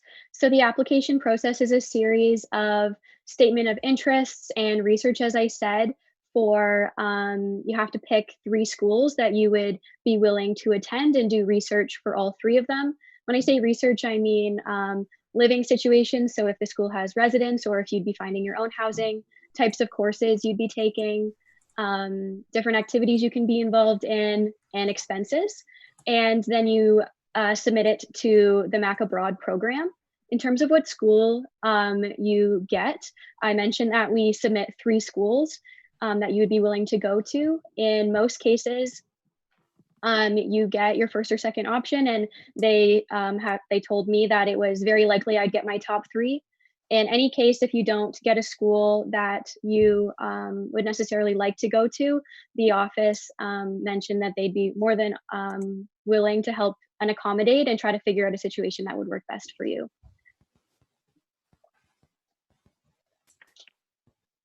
Awesome. Hannah, did you have any extra thoughts? So yeah, very similar to what Sydney's kind of touched on, is just a lot of research. So for me, it was just finding, it's more very much about like what kind of where you want to go. There's so many different types of options. And then in terms of will you get the school you want, it varies upon how popular the school is. There are some schools that many students want to apply to, so it's a matter of selection process in terms of your application and your interview. But you get to put down 3 choices, and you're most likely you'll be able to get one of your 3. I haven't known anyone that hasn't been able to get one of their top 3. Wonderful. Okay, so our next question is, would you recommend living on residence or off campus for first year? I'm going to let some of my colleagues answer about residence and then come back to me for off campus. So I can begin. So in first year, I did live on residence. I lived in Mary Kai's, and I highly recommend living on residence during your first year. Residence is guaranteed for first year students based on your average, and all this information can be found on the McMaster Housing website. So living on residence really gave me a sense of community. It allowed me to be on campus throughout the week and on weekends. So this allowed me access to really get involved and try new things. I was able to experience early morning classes through 8:30 classes, as well as late night classes, so 7 till 10, just to see what type of schedule would work well for me and what I like. So it really allowed me to experiment with different things, being involved, learning how to really balance my schedule. And it really gave me a sense of community by meeting new friends and just really meeting new people.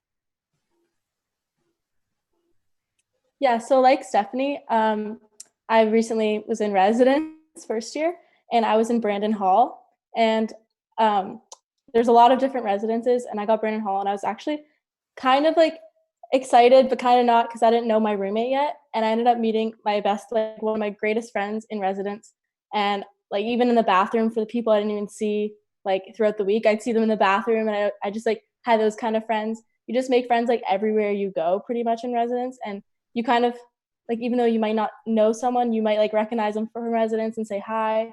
And you just like really feel like you're in the Mac community, even if they're not in your program. You meet a lot of people from like everywhere. And like my roommate was actually international, and I'm so glad I met her, because like I learned so many things from her, and it was just a great experience for me.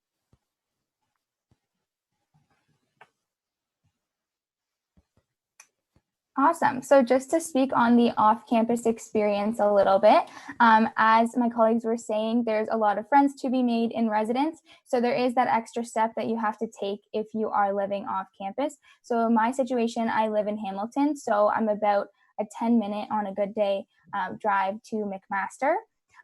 Like I said, the only difference that I found is that you have to take a little bit more of an initiative. Nobody's going to be knocking on your door in residence to tell you to wake up and come out for an activity during welcome week.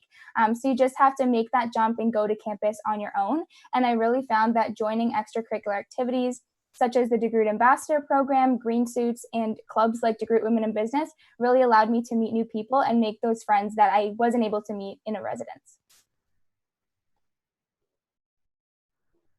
So we're going to move on to the next question, which is, how was your internship experience? So I can answer this one. I'm actually starting my internship with Wells Fargo on June 1st. So although I haven't had any hands-on experience yet, I can definitely talk about the application process and our career team at McMaster.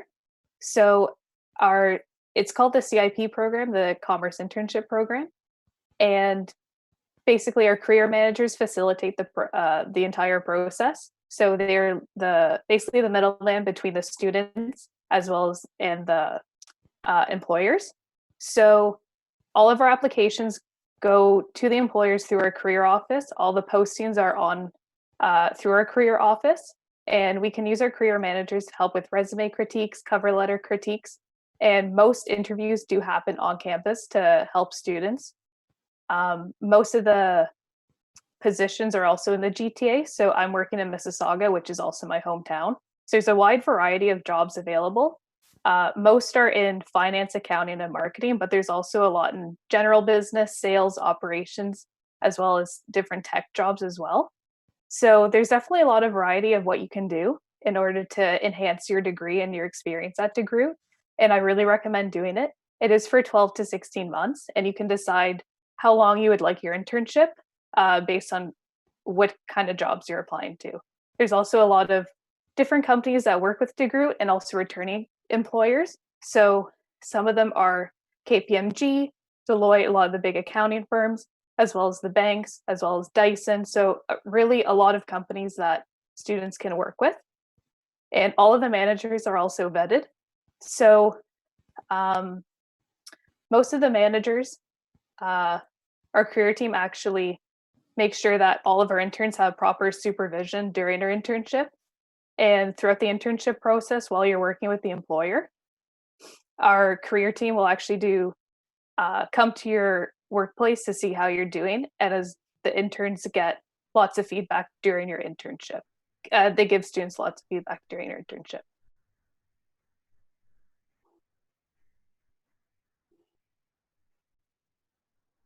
Awesome. So the next question is, how long is the exchange? If Hannah, you want to answer that? Sure. So there's two options. So typically you go in your third year. So you can go in your first semester of third year or your second semester. I went in my second semester, but you also have the option if you'd like to do the full year abroad. So that would be about 8 to 10 months, depending. I left in the middle of January and came back in the middle of June. So I was gone exactly 5 months. It's more along the lines of when the school itself kind of starts. I know some schools don't start until February. My school started at the end of January, and my last exam was the day before I came home.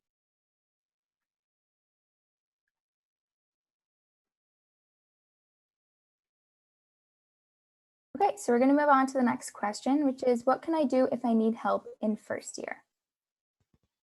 Oh, I can talk about that because I haven't said anything in a while. So I would say, yeah, there's always that's one of the things that, yeah, I came to McMaster DeGroote completely not really knowing anyone and really not being very good at math. And I would say the help is always there if you just reach out and take it. I'd say a lot of the time. I found the TAs or all the TAs for most of my courses, they always had office hours. And guys, okay, real piece of advice here, even if you don't go to McMaster, always go to your TA office hours. They're always great. But yeah, so I always found that they were always super helpful and super willing to reach out. And they also had, McMaster also has a lot of tutoring services that are offered for free. Where you drop in and you can come and ask for your students for help. And yeah, so I'd say in that sense, academically, the help was always there. And we also have a great academic team that I know I myself usually would always go and visit them like once a month and just to be anxious about nothing with them. And they were always really kind and helpful and really helped me just sort of plan some stuff out. And so, yeah, I'd say those are where I always went for help. And honestly, at the end of the day, there's the green suits. If you come here in first year, they're always really great people. And if you just want social help, or just to figure out what you want to do, they're always also great people to talk to. I can also add to that. So I joined the first year orientation program during my first year, and I was a mentee and I had a mentor. And Hannah was actually my mentor.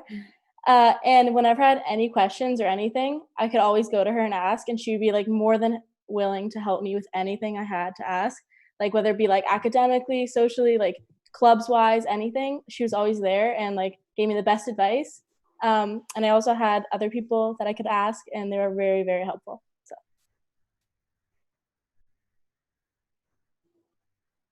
Okay, so we're going to move on to the next question, which is not having a declared major a disadvantage at all in terms of applying to jobs, etc.?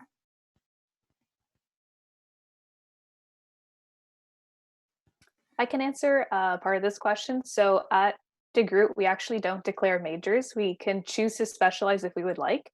So the first 2 years of your undergrad are general. So you do have required commerce classes that you need to take. However, in your third and fourth year, you have what are called in-commerce electives. So these are courses where you can choose to take certain commerce courses that you would like to take in your undergrad.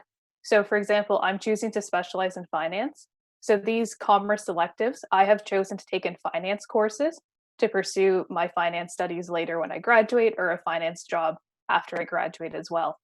So because we don't really declare a major, your specialization can be reflect on your resume. So for example, when I was applying for internship, I stated that I was specializing in finance and minoring in economics.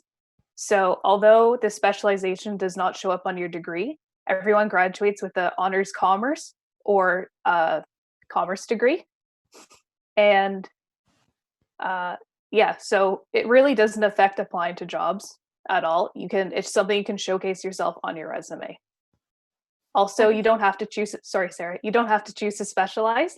You can keep it general if you want. So there's some people that will take marketing classes, finance classes, accounting classes in their third and fourth year. Yeah, so I was just going to add on to that. The beauty of the program is that you can narrow it down if you'd like, but you don't have to. Pretty much accounting would be the only area of focus that is pretty narrowed down for you in terms of the classes that you would be taking, because all of the classes at DeGroote are accredited by the CPA program. But other than that, you can do a mixture of finance, marketing, HR, anything you like. So like I said, accounting is pretty much the only one with a straight path.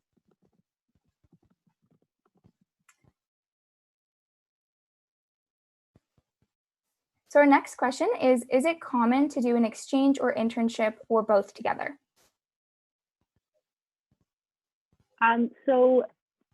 It is not uncommon to do both. I know many of my friends actually did both of them. So if you are on exchange, whether it be your fall or your winter semester, you're still able to do your CIP recruitment. So that can be done through Zoom calls or Skype calls with the employers for your interviews. And then just negotiating with them your start dates. A lot of them can tend to start on May 1st. And if you're not back from your exchange by then, just negotiating with them when your start date can be. But it's definitely something that is common and can be easily done. Awesome. So the next question is, what year was the hardest for you? So maybe Hannah, since you've been through the most years here, if you want to elaborate on that. For me personally, I'm not sure if any of you guys can agree with me, but was second year. I just in terms of you're learning a lot about a lot of different types of areas of business. So your first and second year are a lot about, I would say, learning, and then third and fourth year is still about learning, but you have to have more choice in what courses you want to take. So in second year, it was very accounting and finance heavy. So that's something that I personally struggled with myself. That was definitely my hardest year, but there are so many different resources on campus. So talking to student experience team, even talking to my mentor, even though I didn't have an official mentor in my second year, I had mentees myself, talking to my mentor from the year previous, asking him for help. There's so many different people to get help from and ask questions to that I didn't, as much as it was hard for me, I definitely felt comfortable.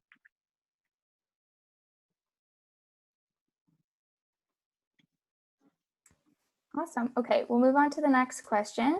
Maybe we'll give this to Gianluca, since you just finished first year. Was first year math heavy? Personally, I've always struggled with math throughout all years of school, but the first year math was something that I was really nervous about. I know a lot of people are, especially because it's in second semester and it's kind of an unknown. But definitely the resources at McMaster helped me get through it. Not just the profs. Well, a lot of the profs did help, but it was the students as well as the TAs. So showing up to office hours and talking to your TAs about questions that you struggled with is something that's really going to help you accomplish that goal of doing first year math. As well as doing your homework and staying on track with all of your work is something that's really key to doing well on that course. I can also add to that. I totally agree with everything he said. And I also thought the way it was formatted, having like 3 different midterms plus a final exam is like very spread out. And so if you didn't do the greatest on one of them, your average wouldn't be that greatly affected if you did okay on the rest of them. So having that many options like available to do well and like have that kind of space, if you like, let's say the first one you didn't do great, you can bounce back. So I found that very helpful. Wonderful. Okay, moving on. Let's say I'm nervous about first year. How can I get the hang of university? So I can speak to that one. Welcome Week is a great opportunity to get out some nerves for first year. Everyone's feeling them when we're moving in or coming to campus if we're commuting from home. But Welcome Week gives all students an opportunity to get involved with planned activities from upper year students and within administrators within DeGroote and within McMaster. And so we run activities to help everybody get to know each other, to understand where things are on campus. And that also happens within your residence. So there's residence-specific activities and faculty-specific activities. And that way, we're just trying to help you meet as many people as you can and get to know a good group that's going to help you throughout the next 4 or 5 years.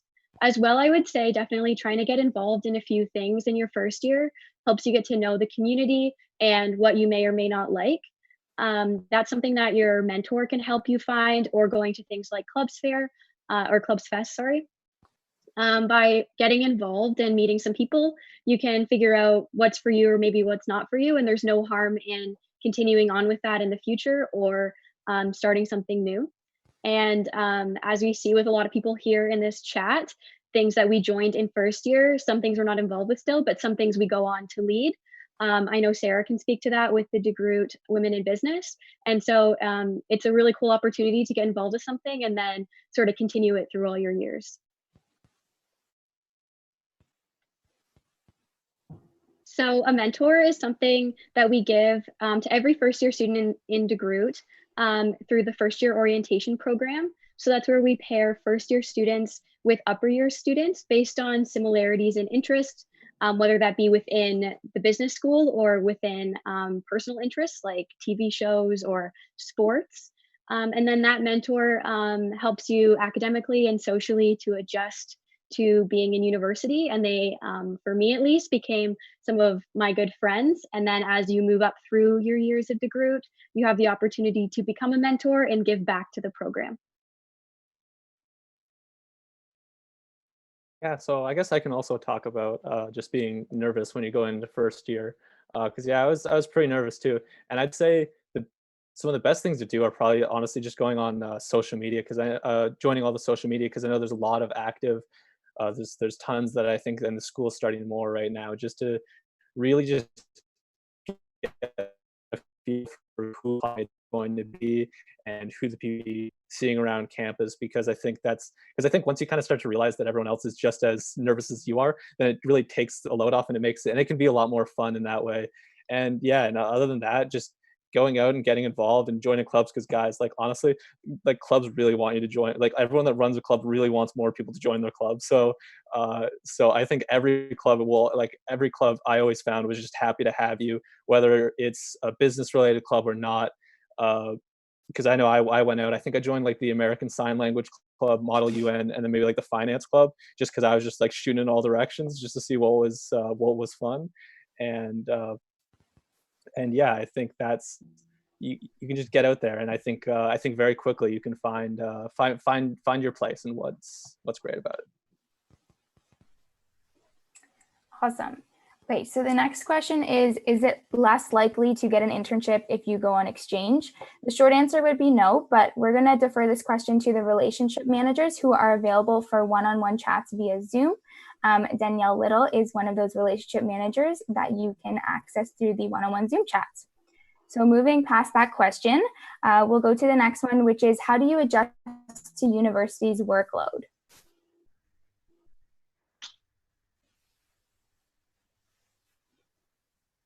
So I would say that. Go ahead. To answer this question, I would say that adjusting to the university's workload is definitely a change from high school. There is a lot more that you have to do, a lot more you have to stay on top of. It's really important to stay either ahead of your work or right on track with your work so you don't fall behind, because trying to catch up is a lot harder than just staying on top of it. So one way to do this is to be planning out your weeks. At the beginning of every course, you do get a course syllabus. So it outlines everything that you'll be learning each week throughout the entire course. So I highly recommend getting a calendar or a day planner or both, and being organized, making sure you know when all of your deadlines are coming up, tests and exams. Another thing to adjust the workload of university is to take advantage of your TAs and your professors' office hours. So any questions you may have, you can go to their office hours at any time, drop in. You can even make appointments with your TAs or your professors, and they're happy to help you. I've never had a bad experience going. To be honest, not many students really take advantage of this resource, but it's a great resource to get help from your professor and from your TA. It's really one-on-one help. It's basically like tutoring. I think I can also talk to this. I think knowing how you are as a student is very important, whether you like to procrastinate or whether you like to work ahead, and using that in a scheduling, either a small handbook or the thing that you post up in your dorm room, something similar to that, and working out how you're going to do your week. This is how I personally did it.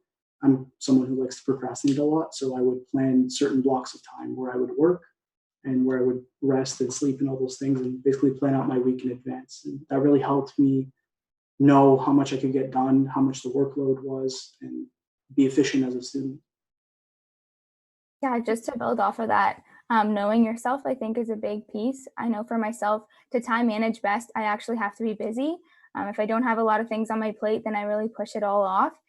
So getting involved in extracurriculars and stuff actually helped me prioritize my tasks and schoolwork better. But definitely it's just knowing what works best for you. Okay, so we're going to move on to another question, which is, are case competitions helpful in getting a job?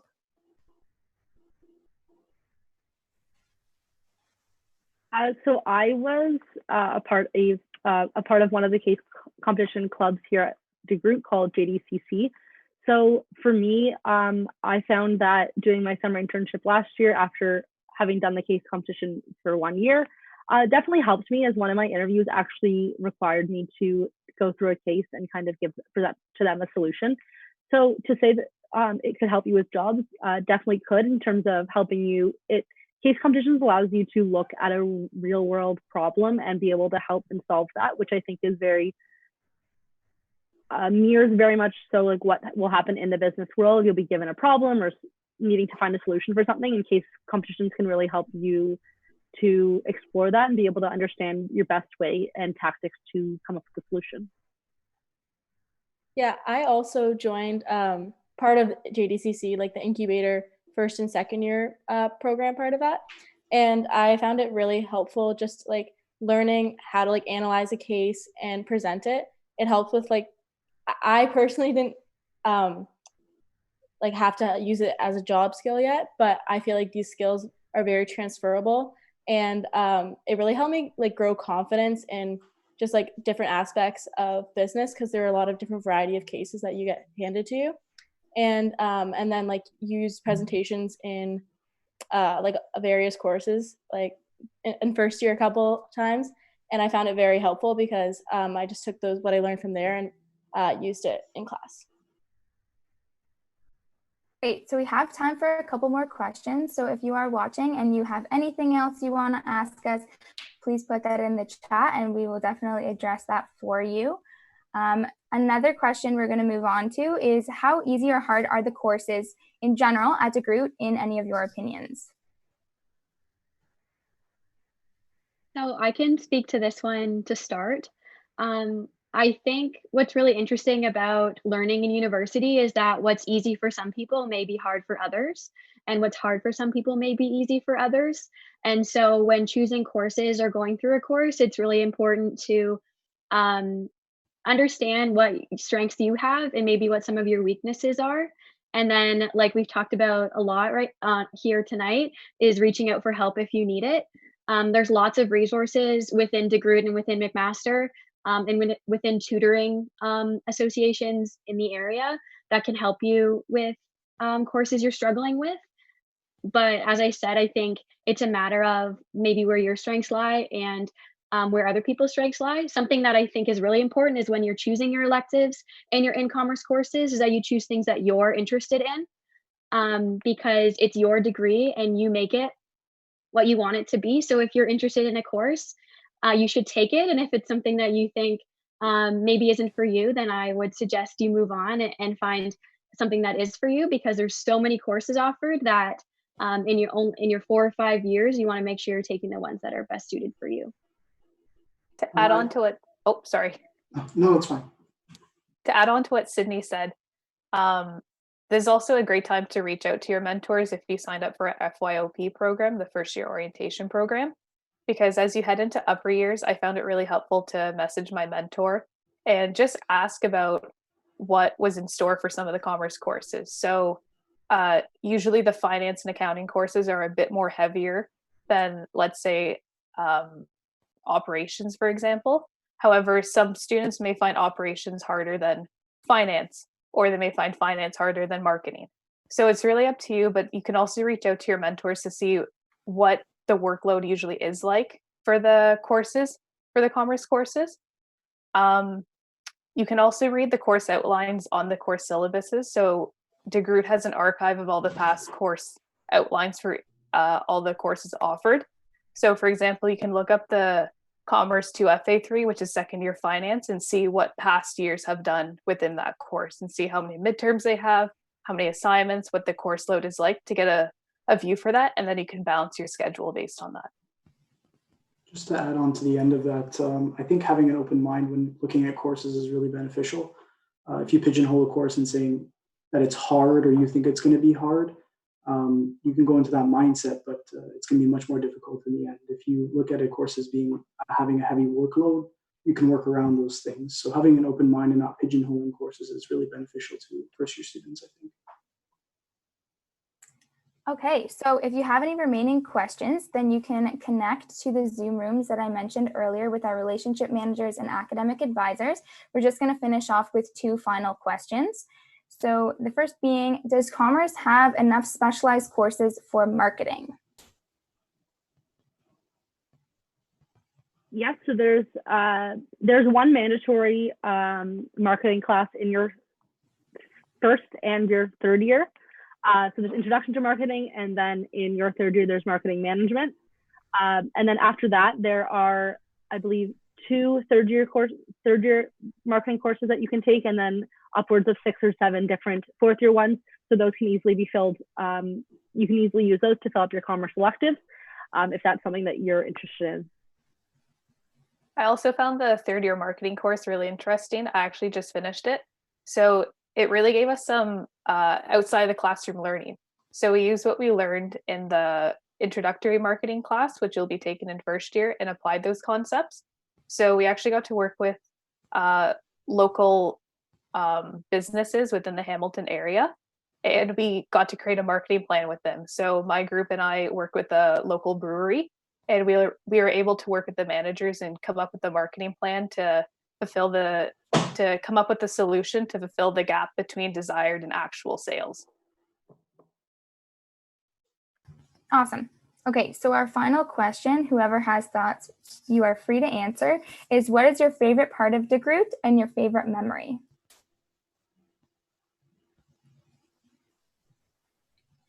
I can start this one. So my favorite memory within DeGroote has definitely been the extracurriculars that I've been involved with.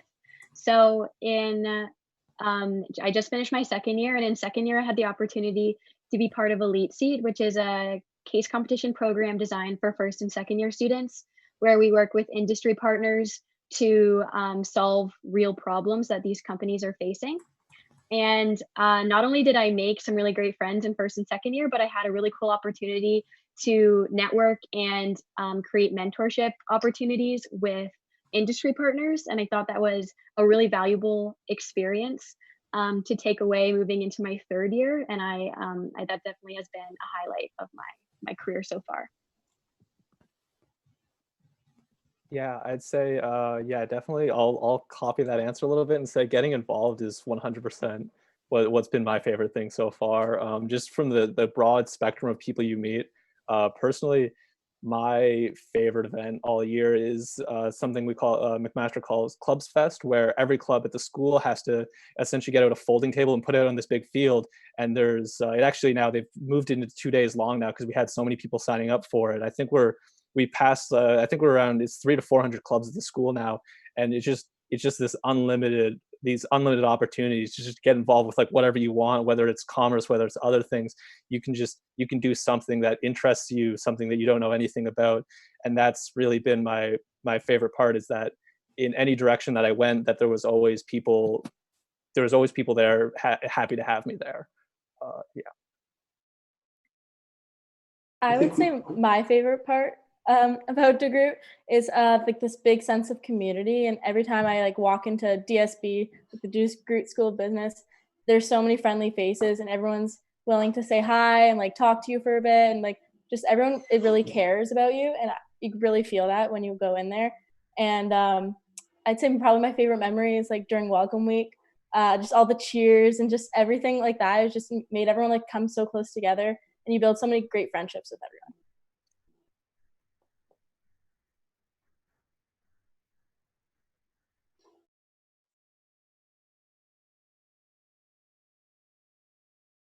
Okay, well, thank you everyone for tuning in. This concludes our virtual May at Mac. So again, thank you if you listened to the webinars earlier, as well as the student panel now. We wish you all well, and we hope you stay safe and healthy. Bye. Bye. Bye. Bye.